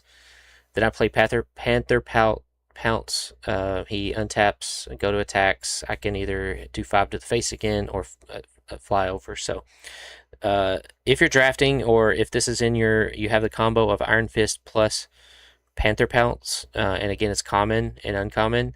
I drafted 2 of these and like 2 or 3 of these, and then I also had Hawkeye Young Avenger. So Hawkeye adds +2 to Iron Fist. So Iron Fist just taps to deal 2 damage. Hawkeye makes it 4. Damn, yeah. You put a Panther Pounce on either one of them. Now you're like untapping Iron Fist, and you're doing 5 twice. So, and these are both uncommons. Hawkeye Young Avengers uncommon. Iron Fist is uncommon. Panther Pounce is common. So if you're drafting, you can like see a lot of these in Sculpture deck. And it's evasion. All right. So Grant, you had something else for evasion? Yeah. It's actually some double evasion. You've got Falcon Winged Wonder. He has flying. When Falcon enters, create Red Wing, a legendary 1/1 blue bird scout creature token with flying, and whenever Red Wing attacks, surveil 1. Oh yeah, that's got 2 great. flyers immediately for 5 mana. You're sending 4 flying damage. Yeah, and sometimes you're just going to win off that. Yeah. Yeah. And then the surveil really helps out around turn 5, turn 6. You might be top decking. So again, that surveil to make sure you're not top decking lands that you don't need is pretty nice. Yep. Let's more evasion. We already talked about some big stompy creatures. I have something it's not quite evasion, but it helps with dealing with evasion, which is the Kree Sentinel. Yes, I saw this one today. Is it the Kree Sentinel or no? It's just Kree Sentinel. Yeah, it's in our untagged creatures. I should have put it under Texas tag, but yeah, it's okay. It's a 5-drop, 4-drop, 4 colorless or 4 generic and 1 red. So good cost. It's a 5/5, and then it's got reach, and then it has kind of another little extra. This is what little fixing there is in the set. Basic land cycling for 2, so you can discard this for 2 and get a land if you really, really need it. They've been printing a lot of these creatures. I think they just did the Hill Giant or something like that in one of the sets. They have one for every color pretty much every time they do these. Yeah, and I think this is one of the better ones. I personally, if I'm not building a specific flyer deck, I'm usually weak to flyers for some reason. So I like these kind of cards because they give you that ability. And again, it's nicely costed. They give you the reach. It's an artifact creature, so it'll trigger some other synergies. And I think this is just these don't look, again, very flashy when you pull them, but they can do work for you later. They're just solid bodies. Another similar one was the 3/4 reach in Strixhaven, the Graphalon or something. Mm-hmm. People were beating me in the face with that card constantly. So yeah, it's again, you see cards. I think it's the best of this cycle Mm-hmm. because of that reach. But yeah, just don't sleep on cards like this. Sorry. I muted. No, you didn't. I can hear you I didn't now, hear it. but I didn't hear whatever Okay. happened before that. Yeah, you're good. We got a squeaker toy in the back. Gotcha. You're all good. Probably your mic settings, but yeah, I do remember seeing the black and the green one. The green one's like a big dinosaur that's like a 7/6 or something. But it basic land cycles. The black one is like a 4/4 with menace, which is still pretty good because menace is evasion. Mhm. It's pretty good stuff. And then sometimes you just have like Moon Girl and Devil Dinosaur. A 3-drop. Here's one of the cards that cares about your second card. Until end of turn, Moon Girl and Devil Dinosaur have base power, toughness 6/6, and they gain trample. So trample is also a form of evasion. It's a way to break through board stalls. So. And then this one has whenever an artifact you control enters, draw a card. So that's going to be your second card. And then it's going to turn into a 6/6 for 3 mana. That's pretty good. I'll say that I've seen that card a lot, like just on socials and whatnot. People are really, really excited for that one. Yeah. Yeah, another one I forgot to tag here for evasion would be Machine Smith Automaton. Mm-hmm. So this is a 2 generic and then red. It's a 2/2 with trample. The part of this card though that is going to ruin your day is the whenever another artifact you control, put a +1/+1 counter on this Mhm. creature. In the turtle set, the Is It robots destroyed me multiple times. I mean, Mhm. that deck is strong, and I think this will also be equally annoying to deal with because it's also is it uncommon or common? It is common. Yeah. Common. Common. So you Yeah. may see 3 of these on your board, and then one other artifact, and now you've got a real problem on your hands. Yeah. Also, here's a fun tip to people for this set specifically. It's only for this set. If it is not a legendary creature, it is a common Mhm. for this set. Yeah. Oh, wow. Wow, I didn't know that. Yeah, that's true. There's a lot of +1/+1 counter cards in the set. It seems like they kind of do that in every set. There's a 2-drop green creature. It's a 2/1 with trample, and whenever you put a +1/+1 counter on another creature, it also gets a counter. That card's it's a common 2-drop 2/1 with trample, very kind of like unassuming. But if you're playing any kind of +1/+1 strategy before, it's like a 5/4, 6/5, and it's a problem. And it's a two mana dude. Yeah, I guarantee you someone's going to play, again, 3 of these, and they're all going to be 3/3s, so you're basically having a 9/9 coming at you. Or you're going to play one of them, and it's going to be a 9/9 on its own. Like, this thing is going to get big fast. I think you all talked about it. Well, let's talk about the thing. 6 mana, 5/5 with trample. Actually, this is not the right thing. Sorry. Let's look It's up a Ben Grimm, the thing, I think. Ben Grimm. The thing Ben Grimm. Yeah, that's what I was looking for. 6 mana for a 7/7 with trample. So that's already, and it's uncommon. When one or more heroes. Makes more sense for the thing. Yeah. 7/7 with trample, 6 mana. Big green stompy dude. Whenever one or more heroes you control deal damage to a player, it doesn't even have to be combat damage. It just has to be a hero and dealing damage. Put 2 +1/+1 counters on the thing. So it becomes a 9/9, then 11/11, 13/13. Pretty good. Didn't need that second line of text. Was already great without it. That just makes it even more oppressive. Yeah. You can make it stick and start to do. Yeah, but just a 7/7 trample unlimited that already makes people gasp. Mm-hmm. The gruel for this set. The gruel, is yeah. just- Yeah. What was it? Was it the Red Hulk? Is that what you were looking at earlier? Yeah. Also has reach and trample. The fact that this is uncommon is bonkers to me. Yeah. Like, Yeah, not a I mean- 7/7, but it has reach, and then it gets Yeah. bigger. Yeah, I mean, this is 100% almost always going to get bigger. And there's even some synergies. If you're a Dino player, you play Enrage. There's some synergies you can use to trigger the Enrage without even having to go into combat. Mm-hmm. And then the fact that when you go into combat, it can trigger again. I mean, yeah, this thing is disgusting. Yeah. It's the fact that it's uncommon. You're gonna see it a lot, and you're gonna have to deal with it. Yeah. So again, evasion, prioritize that after your removal, because there are going to be board stall games, and so whether you have a big trampler, a big flyer, something there's a unblockable. What was it, Mister? Who was it that was unblockable? Rex said it earlier. I can't remember. Anyway, I have not seen the unblockable one. I forget his name. You're looking for ways to get around like a board stall. First strike, things like that. Yeah, another one we have on here that's good is the Aerial Doombot. It's just a simple 1/1 for 1 blue flying artifact creature. Is again going to trigger some other great artifact synergies. Mm-hmm. And then it has the power up where you can make it a 4/4.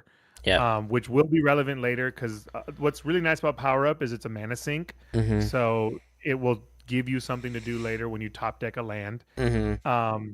And yeah, I mean, a 1/1 flying for 1 is already pretty annoying, and then the fact that it can become a 4/4 later, that can win you the game. Mm-hmm. Yep, And yeah. you are almost guaranteed to pull one of these in your Yeah. 6-pack. Yeah, and Maybe too. yeah. Another removal that we didn't talk about, but I guess just missed it, was Bullseye Death Dealer. When it enters, you may sacrifice an artifact or discard a non-land card. Yes. When you do, it deals 2 damage to any target. Or 3 mana, tap him, sack an artifact or discard a card. Bullseye deals 2 damage to any target. There's a black villain for 1 mana that's one of those that if it's in your graveyard, you can pay 3 and return it to your hand. So I just had my opponent locked out one game because I had a first striker and I had Bullseye and I had this guy that I could discard over and over. So like they couldn't block, they couldn't attack, or I could just like shoot my opponent, deal them straight damage to the face to kind of run the game down. Yeah. A good one I want to talk about here is Agents of Hydra. It's also a pseudo removal.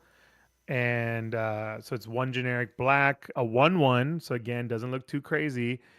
But if it dies, you get a 2/1 black villain creature token with menace. So cards like these are really nice because your opponents don't want to block them because they're like, well, that in this case, normally they don't give you a token that's actually better than the creature that died. They kind of just replace themselves. But usually, yeah, your opponent's going to be like, well, do I want to take 1 or do I want to deal with the 2/1 menace later? So this one might as well say it's unblockable, especially in the early game, because again, it's only going to get better for you if they block this. So a lot of times they just won't.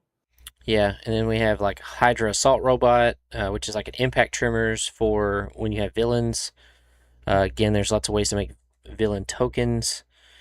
I don't know if we added it on here, but there's a black creature that's a villain that if you have 2 creatures in your graveyard, it has activated ability for 3 and tap it to make a villain.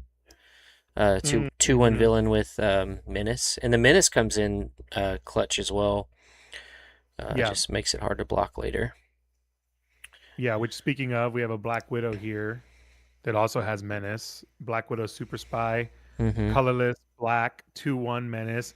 Now, this card's also interesting because these are the type of cards I always say they get stronger the stronger your opponent's deck is, because whenever you deal combat damage to a player, that player exiles cards from the top of their library until they exile a non-land card. You may put, and it has to be Black Widow that does the damage, and then you may put a +1/+1 counter on Black Widow. If you don't, you can cast the non-land card from exile and use your mana, however, to make the card, to play the card. So again, if your opponent has some really crazy stuff, you get to use it now instead. Or it could even be a way to make your opponent kind of deck out, because remember, there's only 40 cards in these decks.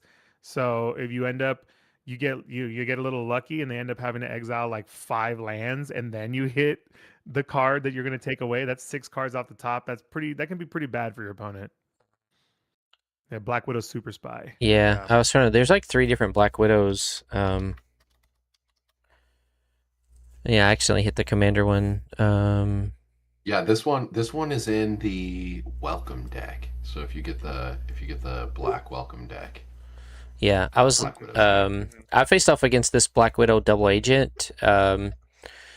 It's not super overpowered, but if it's the only creature attacking, it gains first strike and menace, and then it also has death touch, and it's like there's no way you're killing this. You got to block with 4 creatures. Yeah, with Because that first strike, it it's gains pretty first impressive. strike, and it's just like death touch, death touch, death touch. Mm-hmm. Okay. All right. Well, we've covered lots of cards, and I think now we're just kind of to the point where we're just talking about filler or just other cards that we like. So, Do my shield. So you can take Brewski out. And all right. yeah. What is your card? The Captain America shield. Captain America shield. Yes. Okay, you're up. That's the only card that I want out of this entire set. So first of all, if anybody doesn't know anything about me, I made a custom Commander Jimmy Buffett theme deck. Oh yeah. And every card in that deck has a callback to him and his lore or a song and whatever else. Anyways, he has a song called Captain America, and this is the card that I'm going to put in that deck. Okay. Nice. Also because it's nasty, indestructible. Equipped creature gets +0/+8 and has vigilance. It's only equipped 2, and whenever it attacks, you can tap a target creature a defending player controls. So I feel like it's, well, there's probably a way to stop it. However, to me, I think that it's what I need to feel powerful. No, that's valid. I'm for sure. honestly, honestly surprised they didn't put ward in there somewhere. Yeah, right. You got a shield. It does. It should have ward or a shield counter. It does fit perfectly with my pet card in this set, Okay. which is Captain America: Wings of Freedom. And he has, whenever Captain America attacks, each other hero you control gets +X/+X until end of turn, where X is Captain America's toughness. Absolutely. Yeah. Yeah. So you equip him with Captain America's shield, and you've got some. That's pretty nasty. Unreal. Yeah. I feel. I do like also. Oh, sorry. Go ahead. I was just gonna say, I just feel like that's a mini achievement if you're able to pull that off. Yes. I also like that Ash pointed out that Captain America's shield, it only costs 2 to equip. That is very nice. It is. Yeah. And it costs 2 to cast. Yeah, being Like, able to give something indestructible for 4 essentially is pretty nice. Well, and the tapping It of the is. defending player controls, like that's more powerful than you That's think. removal. Yeah, it's like, oh, that Death Toucher is not going to block, or your 8/8 Hulk is not going to block. Right, it's just vague enough for a player like me to be able to like optimize. Yeah. That's a good point. Um, I do want to talk about the agent quartet that we have on here, essentially from the Hydra. I mean, from Shield, the Shield agents. I think they're all pretty powerful. We have the first one up is Agent Maria Hill. When it's a 1-drop 2/1, this is the kind of stuff you want really early in white. Whenever Agent Maria Hill becomes tapped to pay a teamwork cost, put a counter on it, and then you get to draw. This is some of that draw that's attached to creatures. It's really good. It's also going to get really strong really fast because you want to play this on turn 1. And then we have Agent of Atlas, which is a 1-drop. I mean, it's a 1 generic 1 white 2/2 prowess. Again, prowess is going to sneak up on you, and it's prowess is so scary. So scary when someone's got a prowess creature. It's like, I don't really want to block that because you probably have a spell in your hand. Right. And then we have good old Agent Phil Coulson. This was just a massive flavor win. So good. So flavorful. 1 colorless, and he almost looks like the actor too, which I appreciate that for this one specifically. That too. Yeah. Fun fact: I met him because he directed a version of the book Choke, and he did a screening back at UT back when I was in college. And I got to meet him because he did like a talk afterwards, and he signed the shirt, and he was incredibly nice. Very, very nice guy. But so Vigilance 2/2, and then he makes other heroes stronger because that's Phil Coulson loves his heroes. Yeah, he's a fanboy just like the rest of us. He is a great card. Just remember, it doesn't put counters on himself, so like don't throw him into combat and then be like, oh, I'm going to put a counter on him. He doesn't do that. Other hero, right? But he is really. He pretty much runs away with the game. Yeah. Right. And then I believe you guys put Agent 13, Sharon Carter, on here, which is the 4th agent. Yeah. I mean, anytime you can get card draw is helpful, and you just attack alone with a 2 and a white. by 3-2. Come on, Mm-hmm. you're not sending her because you get a clue token out of it. So that's another no-brainer.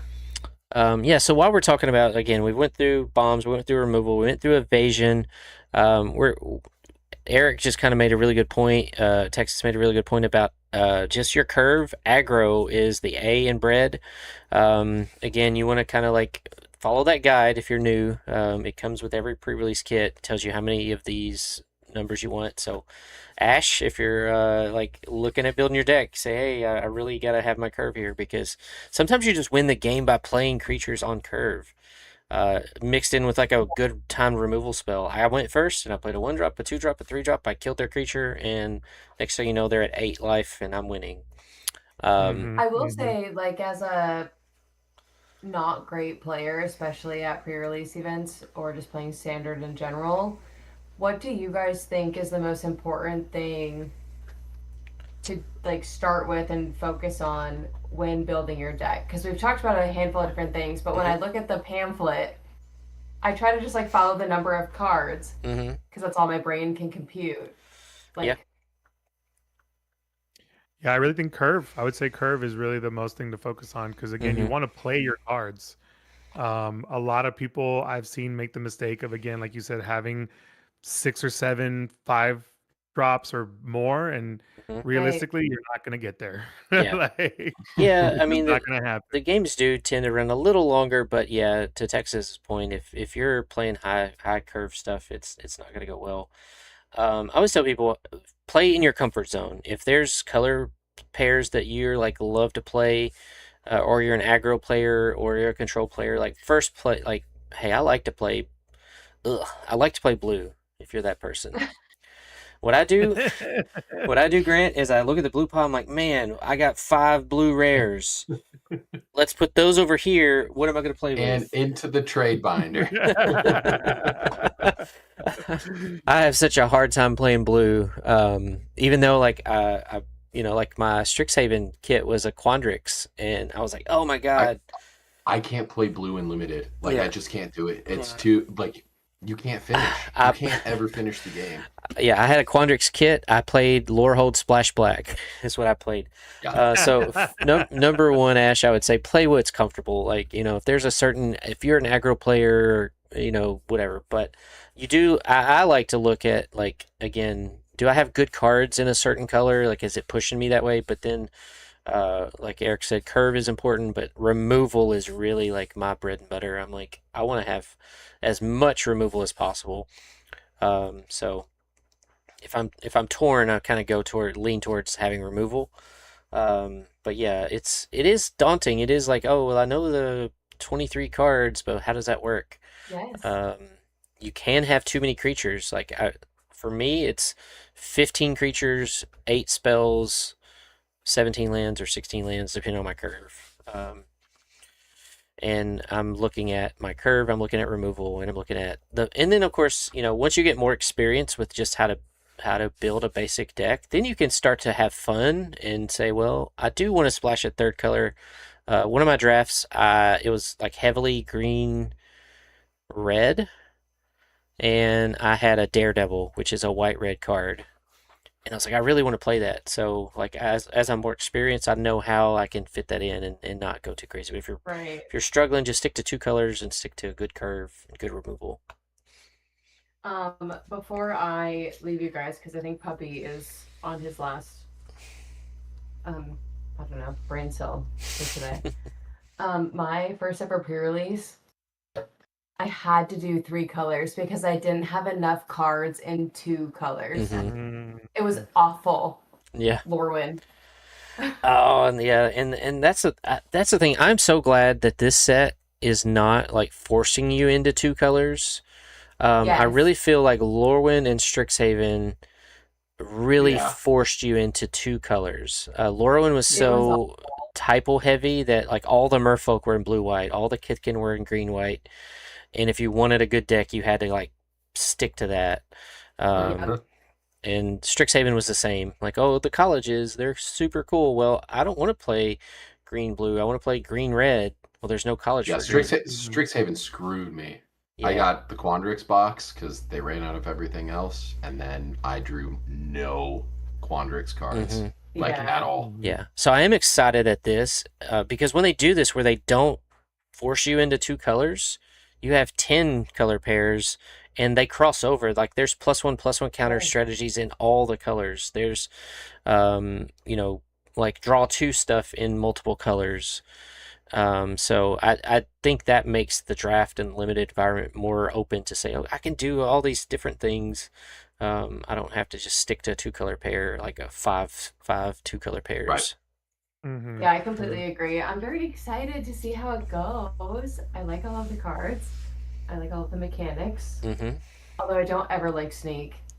It's not my thing. Yeah, well, fortunately, it's just the one card, and honestly, I don't even think you have to sneak it. It's just, I don't know. I guess An I think they option. did that more for flavor.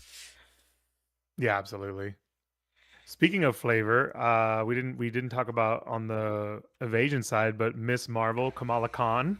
Oh, I love her. Okay, I'm taking the dog out. I love you guys. Thank you for Yes, having Yeah. me. thank you so much. Thanks, Ash. Is she on your list? Yeah, she was under one of my flavor picks. Yeah, it's under untagged at the moment, but Oh. yeah, it's a blue. Ah, there it is. Yeah, hilarious card.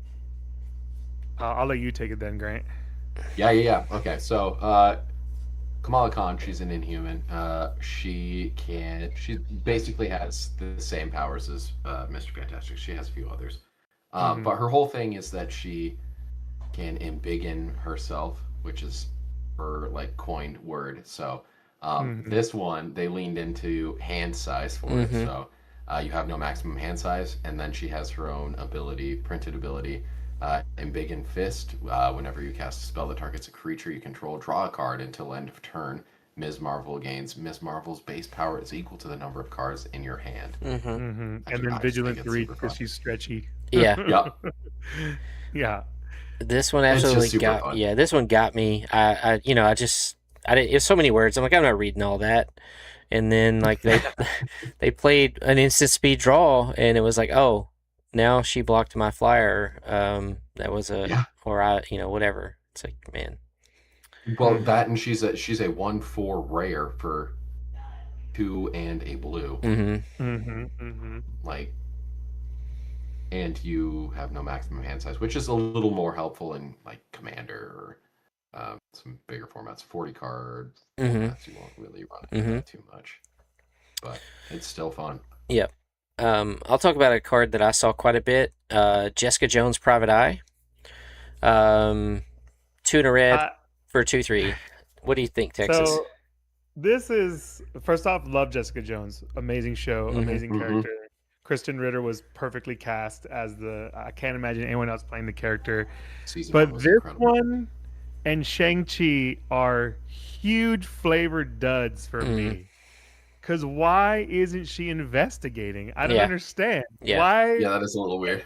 And why is she getting a stun counter? I don't understand. Like, what? I guess you could argue it's her being, preoccupied with the investigation, but or drunk. Or drunk, maybe. Yeah, there you go. Yeah, okay, we'll go with that one. Grant has solved it. We'll go with that one. Yeah, it's because she's drunk. That's fair. But yeah, this card should have probably done some sort of combat-based investigation. And then same thing with Shang-Chi. How does a Kung Fu Master equal hasty mana dorks? Why wasn't that a fight whenever a creature enters or something like that? Is this the mono green Shang-Chi? Yeah, the mono green Shang-Chi. Yeah. Literally, it says in the name, Kung Fu Master, and he has nothing to do with fighting, nothing to do with pumping, nothing to do with combat tricks. I don't understand where they were going with that one either. Oh yeah, I did see the Shang-Chi, which I mean it's cool, but great card. Like the text box is good. It's just why on this character? Why is it Shang-Chi? Yeah. Yeah. That's my only confusion. Like, it again should have been some sort of combat trick or some sort of fight, something. Yeah. It doesn't make any sense to me. Yeah. Again, I don't know. It is a flavor fail, but it is a useful card. Jessica Jones. It's gonna give you card advantage. I know it's impulse draw, so just be careful. You do it before you play any spells. Before you tap your mana, just go ahead, bite the bullet, tap Jessica Jones to draw 2, or impulse draw, they get exiled. Now you have to use them this turn, so it's not like till the end of your next turn, you have to use them right away. But typically, don't play your land, like you might hit a land, and then, like hopefully something else. It was useful. It never attacks and never blocks. It's just pretty much always tap to draw 2. Yeah. And then just reminder, if you have something that untaps, like the Panther Pounce we showed earlier, does not untap it, it just removes the stun counter. I think a flavor win, though, is Leader Super Genius, which is on it's a blue card. It's 2 generic, 2 blue. And if a creature you control would connive, instead draw a card, then that creature connives. So conniving, if you don't know, is you get to draw a card and then discard a card and then put a +1/+1 counter on that creature. And then at the beginning of combat on your turn, target creature you control connives. I mean, he's a villain. He's all about coming up with plans. He's incredibly conniving. So yeah, just huge flavor win here, and just a good card. This could definitely be your blue build around. Yeah. There was a blue enchantment. Don't remember the name of it. It's like 1 mana and it enchants a creature, and if at the beginning of that creature's controller's upkeep you draw a card. So it was like, Underworld Dreams or whatever, but as long as your creature's alive, you draw 1 extra card every turn. Yeah. Can't remember what that was. Yeah, great card. I think also you put this on here, Grant, Captain Marvel Earth's Protector. I think this is also a massive flavor win. Yep. Yeah. So it's flash, flying lifelink, power up 5 and 2 white, put a +1/+1 counter on an indestructible an indestructible counter on Captain Marvel. Pretty clean cut. And it's really, if you do this on the same turn that you cast Captain Marvel, it's 2 mana to get the +1/+1 counter and indestructible. Yeah. No brainer. And yeah, again, it's the power up can be, it's not sorcery speed, it's at instant speed. Yeah. Another just generically good card, I think, is the Serpent Specialist. 1/1 Death Touch in green, just 1 green. Great card you put down early, and then again it's a mana sink, so later on it's a fantastic blocker. This is the kind of stuff you want to drop turn 1 for sure. And then later on, when you power it up, it gets 2 counters on it, so it becomes a 3/3. And the 3/3 Death Touch again is pretty annoying. People are not gonna want to block this. Yeah. It's a 1/1 on turn 1 with potential to make it a 2/2 later in the game. Yeah. Card I just added after thinking about that is Undercover Scroll. Just a mana dork for 2, taps for any color, but as long as there's 2 or more creature cards in your graveyard, it becomes a 3/3 and has all creature types. Yeah. You're gonna fill your deck with a mana dork anyway, because that's gonna help you get ahead of your opponent, and then it later becomes, I don't need the mana, but I have a 3/3 because things have died. Speaking of mana, the only mana ramping I really saw is Herbie Scout Unit. Yeah, Herbie. This can go in any deck. It's a 2/1 flyer, so it does have evasion. But when it enters, you get to draw a card, and then you can put a land card from your hand on the battlefield tapped. So, again, put this in any deck if you pull it, because it's a flyer right off the bat. But that extra ability makes it a lot nicer. Yeah, get out of here, Solemn Simulacrum. It's the happy robot. yeah, get out of here, Solemn Simulacrum. We draw a card right away. We don't have to wait for it to die. It's a 2/1 flyer, so I can deal damage with it. And yeah, I don't go tutor for a land, but you've already got 4 lands anyway. What do you need a 5th one for? I also want to talk about Doom Reign Supreme, because I think this is the only plan we have on here. In general, I don't like the plans because of the fact that you can't stop them from being sacrificed. But I do think this is one of the better plans because of the draining effect, where it's 1 generic, 1 black. Whenever a villain you control enters, each opponent loses 1 life. You gain 1 life, and then put a plan counter. Then when you hit your 5th plan counter, sacrifice this. When you do, target opponent exiles top 5 cards of their library. You may cast 2 spells from among those cards without paying the mana cost. So this one's, I think, one of the stronger ones, if not the strongest one. My only complaint would be that I could choose to sacrifice it so I could keep that draining ability on the board instead. Yeah, I don't remember seeing this one a whole lot, but there's an I saw the uncommon ones. There's an uncommon black one and an uncommon red one that was really good. The black one, I believe, was when a creature you control dies, you lose a life and draw a card. And then once it had like 3 or 4 counters, you sack it and you made 3 2/2 robots. So it's just like card draw, card draw, card draw, card draw, robots. The red one was when you cast an instant or sorcery, you make a tapped treasure token. So again, it helped me play my 5-color soup deck. What's up, Obi? Glad you're here. But like when it sacks, you dealt 7 damage to up to 2 targets. So you could like kill 2 creatures. So it gave you treasures for casting spells, and then you just like, oh, kill that. Those are another great. I think you put this one on here, Grant. Another great one would be MODOK for flavor. MODOK's. I love MODOK. I just think it's such a fun card. Yeah. You'd have to get real lucky to pull this. It's flying lifelink, which in limited is just unfair and gross. You can pay 3 life and MODOK connives, and then you activate that only during your turn. And then creatures your opponents control get -1/-1. Just so constantly, yeah. You can just. And then you just gain that life right back. You put a counter on him after you connive, and you're just like, oh, swing 3, gain 3. Exactly. And so, yeah, if you are lucky enough to draw him as a mythic, you're going into black. You're just playing black. Just commit to it. Yeah, definitely.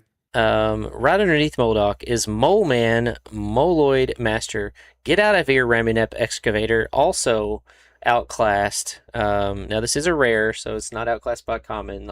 And Obi said it's embarrassing that Solomon's gone. But Mole Man is Raminep Excavator. You may play lands from your graveyard, so it's a 1/1 instead of a 2/3. But landfall, when a land you control enters, create a 1/1 green minion creature token. I can't wait for the minion tokens. They're coming. Oh my god, yes.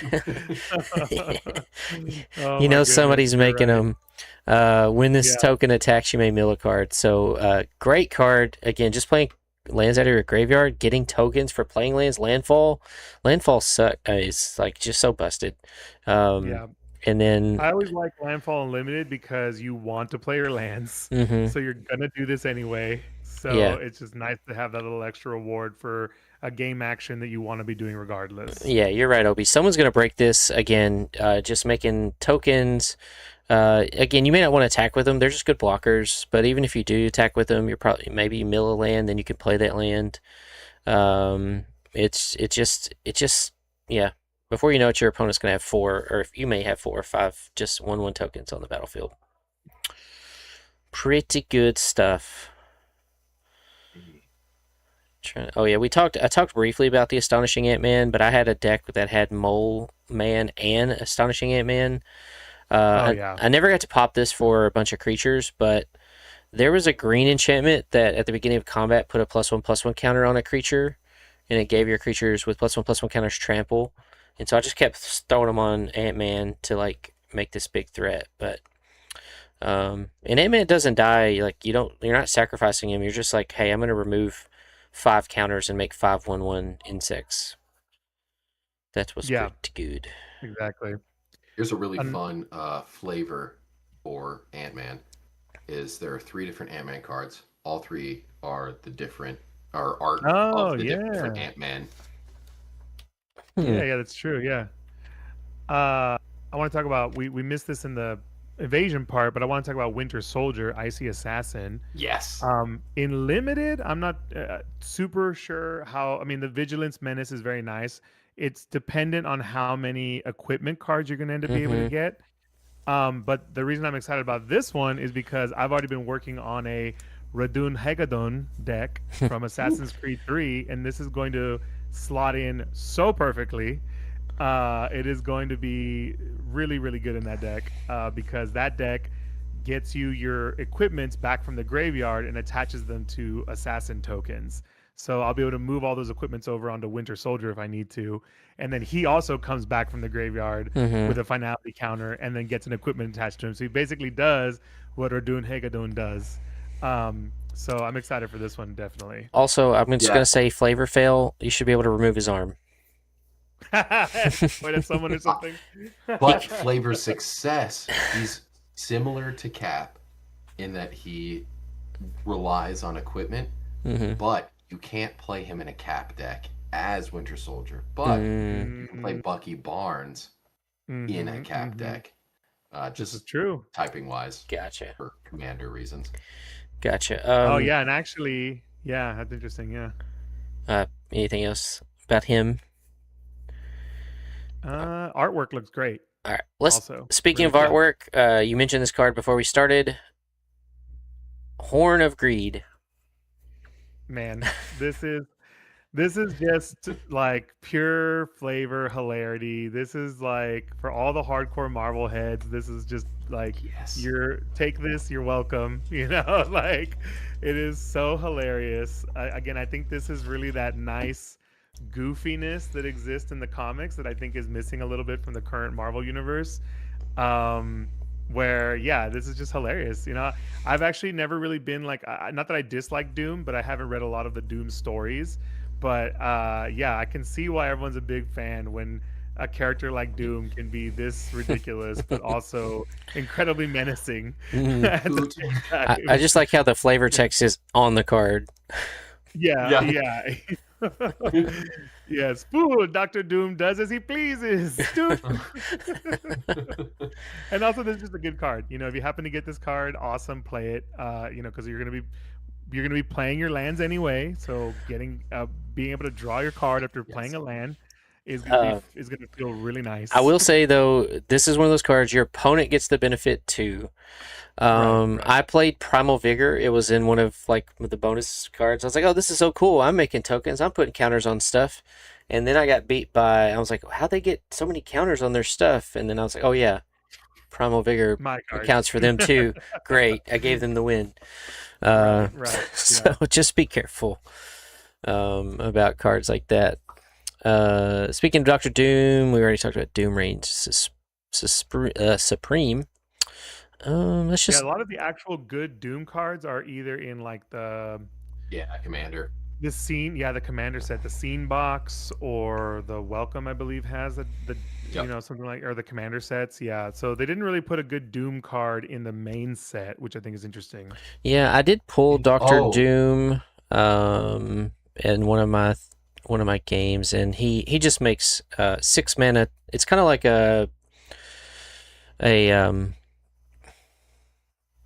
what is it? Whatever the Titan, the zombie Titan, I can't remember the name. Grave Titan. Grave Titan. Makes two additional 3/3 robot, so you have like 9 power, and he's indestructible. But you also just pay attention at the end step. You draw a card and lose a life. If you're down to 5 life, like I was when I played it, it's not a good card. Right. Yeah. Be careful with. You're like, oh no, I'm killing myself. Yeah. In limited, it's very hard to kill yourself with a card, or very easy to kill yourself with a card like this. Since you did 5-color soup, I want to know your thoughts on Nick Fury and Super Skrull, because strong, but can you pull it off? So trying to remember if I did play Super Skrull, but I don't know that I played him in the 5-color deck. I did have Nick Fury and I had Thanos. So Nick Fury I got to do one time, and I had a good amount of heroes in my deck because I just threw in every multicolored card. So I had Storm, I had Thor, I had Iron Man. I paid the Wooburg. I looked 7 cards deep, saw 0 heroes. I was so sad.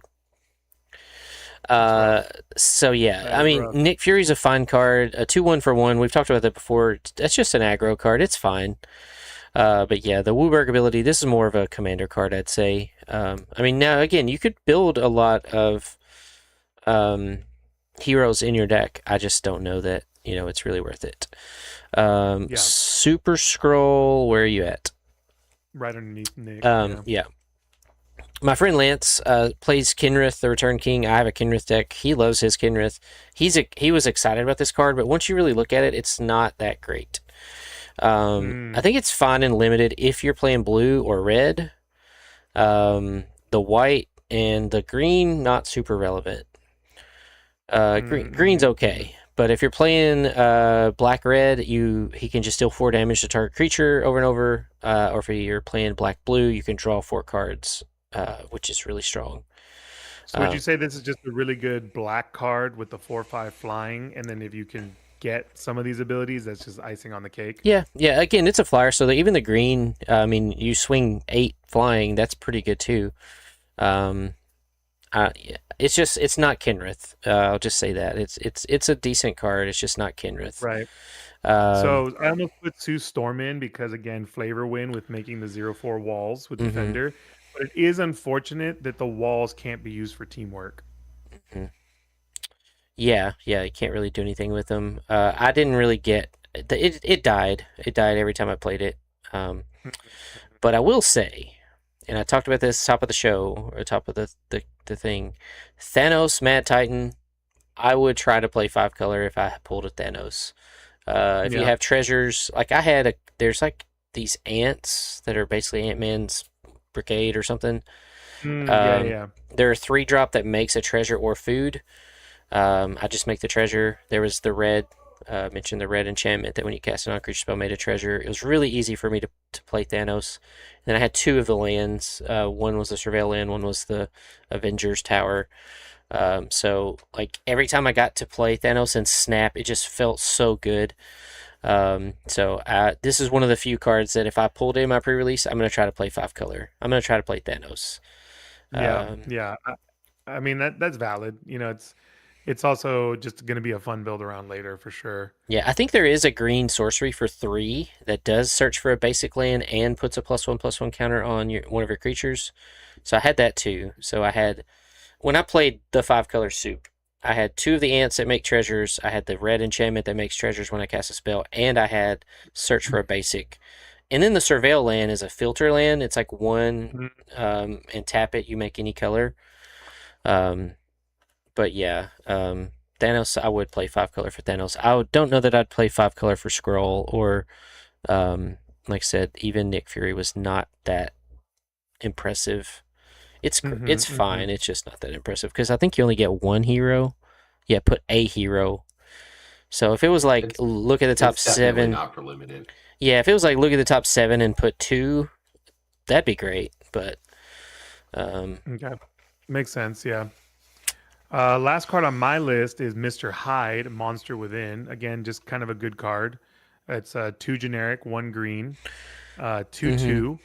And then at the beginning of your upkeep, I can either put a counter on Mr. Hyde or I can remove a counter from any creature that I control and draw a card. So I like these kind of cards because of that consistent effect. If this survives, it's going to probably get bigger and bigger. And if I'm top decking, I can take some counters off some stuff and get some better cards and resources, things like that. So yeah, that's why I picked this one. And it's a villain, triggers villain stuff, which I don't think there's a lot of villains in green. Yeah, that's probably a good takeaway there. I played this card. It was useful. Again, you just instantly have counters on other stuff, or at the very least, you put a counter on him 1 turn, then take the counter off him the next turn. So it's just a repetitive card advantage. I liked him. And I think the only other card we haven't talked about is the Kingpin of Crime. Oh, there it is. All right, there it is. Take it away, Grant. I wouldn't recommend this for limited, to be honest. This is definitely the extort, right? Is this the one with extort? Yes, this one has extort. It's the toughness matters guy. Great for commander. I don't think as much, not for this set in terms of limited. Whenever you attack, you may pay 2 life. If you do, until end of turn, creatures you control toughness greater than their power assign combat damage equal to their toughness rather than their power. Yeah, I wouldn't like windmill slam this into a deck, but I do think it being a 1/5 with the extort, which is anytime you play anything, you can just pay white or black and then make them lose 1 life. Right. And then gain that much life. It's going to sit on the board. It's going to be hard to remove, and it's just going to be a nice static effect, I feel. Yeah, I wouldn't like try to build around it in limited, but you can throw it in something. Commander, if you're running a toughness matters deck, I don't. Yeah. This is yeah. Go buy this. It's only what $3 right now, and this is Yeah. before The anything pre-release drop, which is drops. probably going to Yeah, drop down to like $2, maybe yeah, cheaper.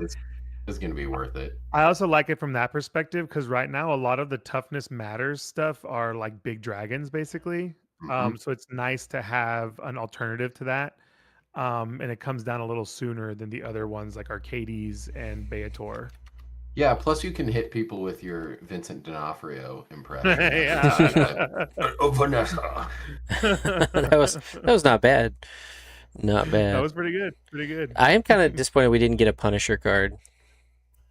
Yeah, I'm wondering where that's gonna be. What's I going know. on with I that? think I know where it's gonna be. I think it'll be I think it'll be in the Supernatural set, the Midnight Suns corner Right, of yeah. things. Yeah, the yeah. mature side.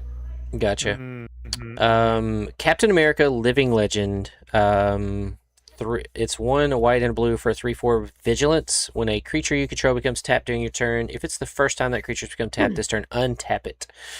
Mhm. I did splash this with what I've talked about earlier with the Iron Fist. So Mhm. just as a free way to untap. But a 3/4 for 3 with vigilance is pretty good. Good little combo. Yeah, that is nice. Okay, so yeah, and again, there's other cards we missed. Like I said, there's some villain synergies. There's a villain. I think it's a 5-drop. When it enters, you connive, and then when you draw your second card, you make a 2/1 villain with menace. The villains, I'm telling you, those villain tokens with menace become a problem. Yeah. And so like that one, I had Krang, and Krang was like Kang the Conqueror. When it attacks, he connives, and I had that. So it was like every turn I was attacking, conniving, and making a villain. And then, like I said, there's one that's just if you have 2 creatures in your graveyard, you pay 3, tap it, make a villain. Like it gets out of hand. So don't sleep on villains. I like that it's not forcing you into 2 colors. You can do some crazy stuff. But you may look and say, I have a lot of hero synergies or I have a lot of villain synergies, and you want to like lean into that. That's fine. But for the sealed, again, just try to do what you're comfortable with. Look for bombs, look for removal, look for evasion, look for a good curve. And then the other part of it is just we haven't talked about this a lot on our streams. It's just gameplay, right? Like gameplay intelligence. Everybody's playing with new cards. You don't know what the cards do, but Magic is essentially the same. Like timing matters. If I could teach new players something, I think like when to do certain game actions is like increases your skill level. If you have an instant, you want to wait till the very last moment. You don't want to fire off that removal too early on a creature that you don't need to remove. I will say there's an instant that got me multiple times. It's giant growth. Yeah. Sometimes a +3/+3 like wrecks your plans. I'm like, I'm gonna burn that, or I'm gonna like, I've got a first striker, and someone's like, giant growth. Instant speed, interaction, or tricks in combat are key. So wait to the very last moment to use them. Yeah. And also because Wizard is cowards, Lightning Strike is in this set. Yep. Yep. I'm a firm believer that Lightning Bolt should come back, but that's for the topic of the day. Yeah. But Lightning Strike is in this set too, so keep your eye open for that as well, because that is just your bread and butter red removal right there. Yep. So again, so those are the tips, but again, if you have the chance to teach someone, teach them, let them take game actions back. Don't be a tryhard. Teach them like better ways to build a deck or better ways to go into combat. How to read another player. Like, sometimes it's bluffing. Like I bluff if I've already got 6 lands on the battlefield and I draw 2 more, I'm just going to hold those cards in my hand. And I'll even tell you this, I won't do this on a new player, but if you're playing one of those tryhards that's trying to always beat you, sometimes when you have lands in your hand, we're just gonna picture it, okay? Sicily, 1984. I've I've got cards in my hand. They're all lands. What I'll do sometimes is I'll draw this card, and I'll like, what's this card do? And I'll act like I'm Mm-hmm. reading it because it's a new card. No one knows the new cards, Mm-hmm. and I'm like, and then sometimes I'll tap some lands. I'm like, no, no, never mind. Mm-hmm. Go ahead. Mm-hmm. I've been there. I've drawn lands and Yeah. held them like they're something many times. Yeah. Yeah. The reading the land is the funny. I mean, it works against those tryhard players because they're gonna be like, oh God, like what has he got? Why is he reading all that? Mm-hmm. Like he knows how to play Magic. Mm-hmm. Mm-hmm. And then again, the tapping of the lands and untapping, like it they will be like you must have removal, you must have a trick, you must have something. You pass the turn Mm-hmm. with 7 lands open, and you're holding 3 more. So Yeah. again, don't do that against new players. But like, if you're playing, if you want to like mess with like those players, make them think you have something. You can A do stuff like similar that. tactic that I always have to remind myself is if you draw a land, don't make it obvious that you drew that land. Yeah, and again, you don't have to play it right away. Yeah. Now I won't stack a bunch of lands. I will eventually, like, hey, play this land. But one or Mm-hmm. two you should hold in your hand and use it to your Yeah, advantage. sometimes if you don't need to play it, you can play that land after combat again to make them think you have a trick, and then play it afterwards, and they're like, "Oh, you didn't even have anything." That is a good point. Don't cast your creatures before combat unless they're going to give you an ability. Yeah. If they have haste or if they're going to give you like something like when a creature dies or whatever, play it before combat. Otherwise, don't play it because, again, sometimes you can push damage through because your opponent's like they might have a pump spell. I'm not going to block. I'll take 3, or I'll take 2. And that could mean the difference in winning the game. So these are some more advanced things that the more you play, like after you kind of get the basics of playing and building a deck, is just like this is about timing. It's about using your interaction and instance at the right time, and it's just about a little bit of reading the player and knowing some little tricks to push damage through and maybe bluff them out of a game action. Mm-hmm. So Obi was asking, what colors do we all think we want to like? Are we hoping to get or hoping to play? Start with Grant. Dude, I think I know. going through all this, my heart wants me to go with the cards I want, which all kind of end in is it or like Orzhov. But my brain tells me to try to go for Gruul. Like everything, like everything Stompy. says, Mm-hmm, mm-hmm. I Yeah. should go for Gruul. I think Yeah, I I think think that's some good choices. since I like to have a lot of removal, I think I'm going to be doing Rakdos probably. Mm-hmm. And then if I can't get that, I'll probably go Gruul, or maybe splash some of these Gruul cards. Yeah. But yeah, I think red is probably one of the stronger colors this time around. Mm-hmm. Yeah, red's really good in this set. Yeah, I would agree. Red's got some good damage. Talked about some of those things that tap or deal damage. One thing we didn't talk about was Hawkeye's bow. Yes, I love that card. It's the infinite combo and Pauper now with Seeker Skybreak. But again, with Hawkeye Young Avenger, when she attacks, Hawkeye's bow triggers to deal 1, but it actually deals 4 because it deals the 1, and then Hawkeye Young Avenger, we'll pull her up real quick. So Hawkeye's bow gives +1/+0, and when that creature gets tapped, it deals 1 damage. Well, on Hawkeye Young Avenger, she's a 3/4. The bow deals 1, she deals 3 additional, so she deals 4 to the face, and then she's attacking as a 3/4. So Pretty bad. Hawkeye's Pretty bad. Hawkeye's bow is pretty good. That's why I'm saying Hawkeye Young Avenger to me is a little bit better than Hawkeye Master Marksman. I think I had the choice between the two, and I think I went ahead and drafted the rare, but I think this one is possibly better. But yeah, I think red. I think you're right. Red's probably the strongest color. Red white's really good. Red black's probably really good. Red green's really good. So something red. I think. I'm like Texas. I kind of like playing black if I can during pre-release just because they have better removal. Yeah. I don't know. I hope I open a Thanos. I hope I open a Thanos. Then I'm gonna force it. That'd be hilarious. That'd be very hilarious. Yeah. She is a 2/4, but Hawkeye's bow, I think it gives it +1. look at it real quick. Yeah, Hawkeye's bow. Where are you? Where are Where you? are you? We did it. We got there. I'm so sorry. Yeah. Yeah, it gives +1/+0. So it gives the Hawkeye Young Avenger, makes it a 3/4. So Hawkeye's bow deals 1, and then she increases it by her power, and now her power is 3. So pretty good. Also gives reach, which, Yeah. we've had this conversation many times. Why doesn't every single archer in Magic have reach? Yeah. So Well, there's other cards with tap abilities, so just throwing Hawkeye's bow on a creature with a tap ability is just like an extra damage a turn. Like it's double reach. yeah, double reach. Always Hell good. yeah. All right. Well, thank you all for tuning in. Thank you again, Lived in Library, Ash and Grant, and your new family member for joining the stream. Thank you.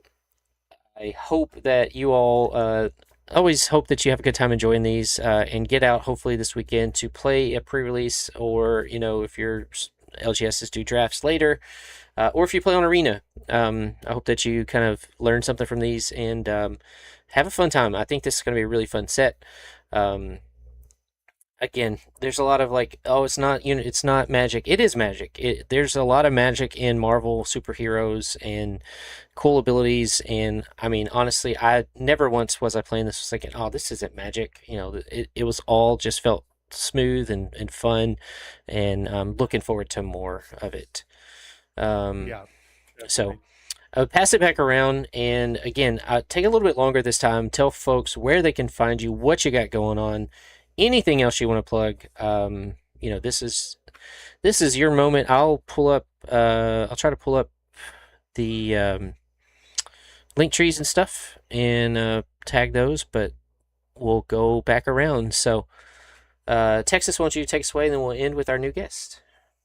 What's up, y'all? Again, I'm Texas TCG Trading. I host trade nights and charity events all around the nation, mostly based out of Austin. I'm doing a trade night on the 25th of June. I'm super excited for that. It's going to be at Bat City this time around. And again, you can catch me everywhere: Instagram, YouTube.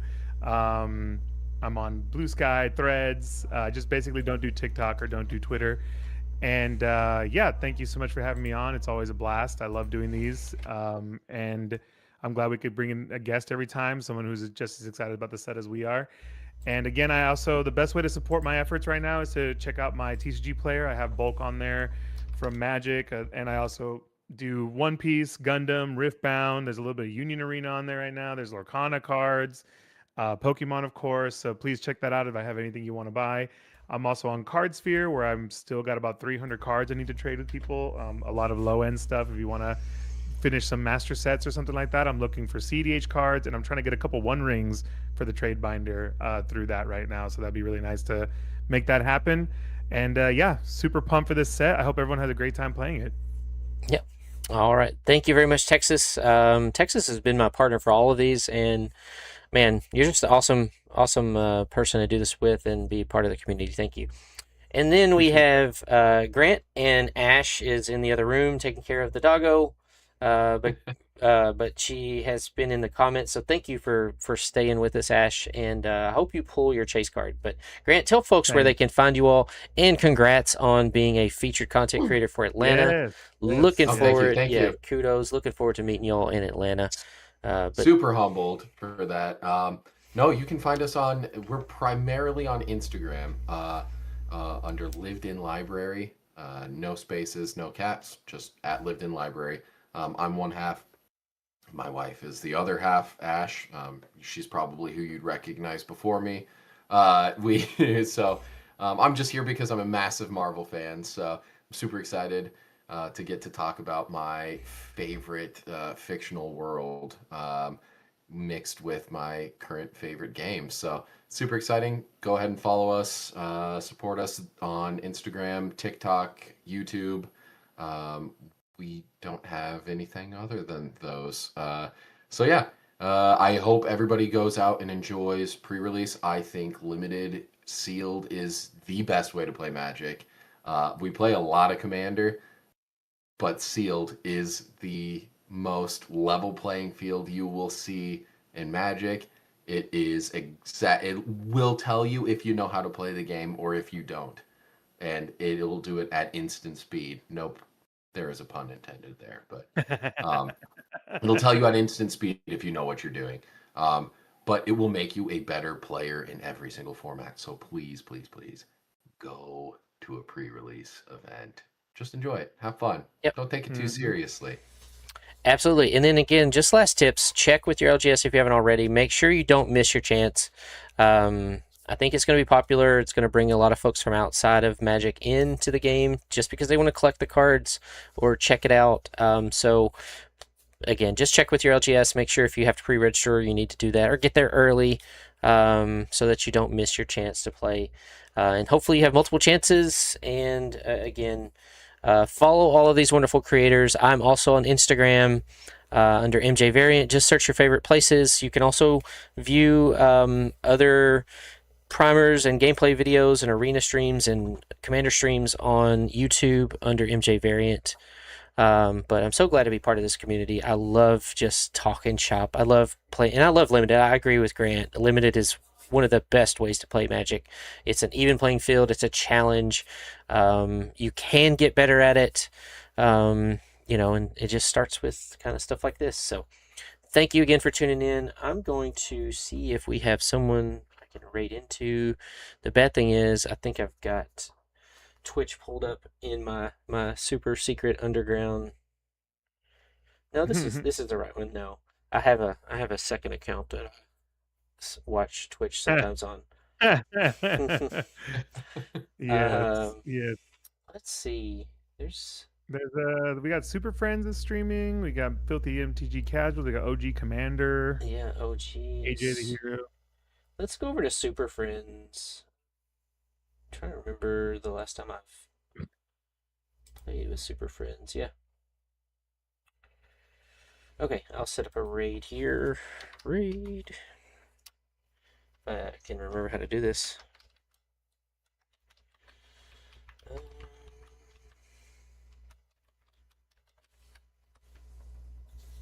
All right, raid has been created. We'll be going over Super Friends. Show them some love. Thank you all again. Thank you, my friends. And we will catch you next time. And maybe sometime soon we'll play some Commander. Peace and love, y'all. Peace.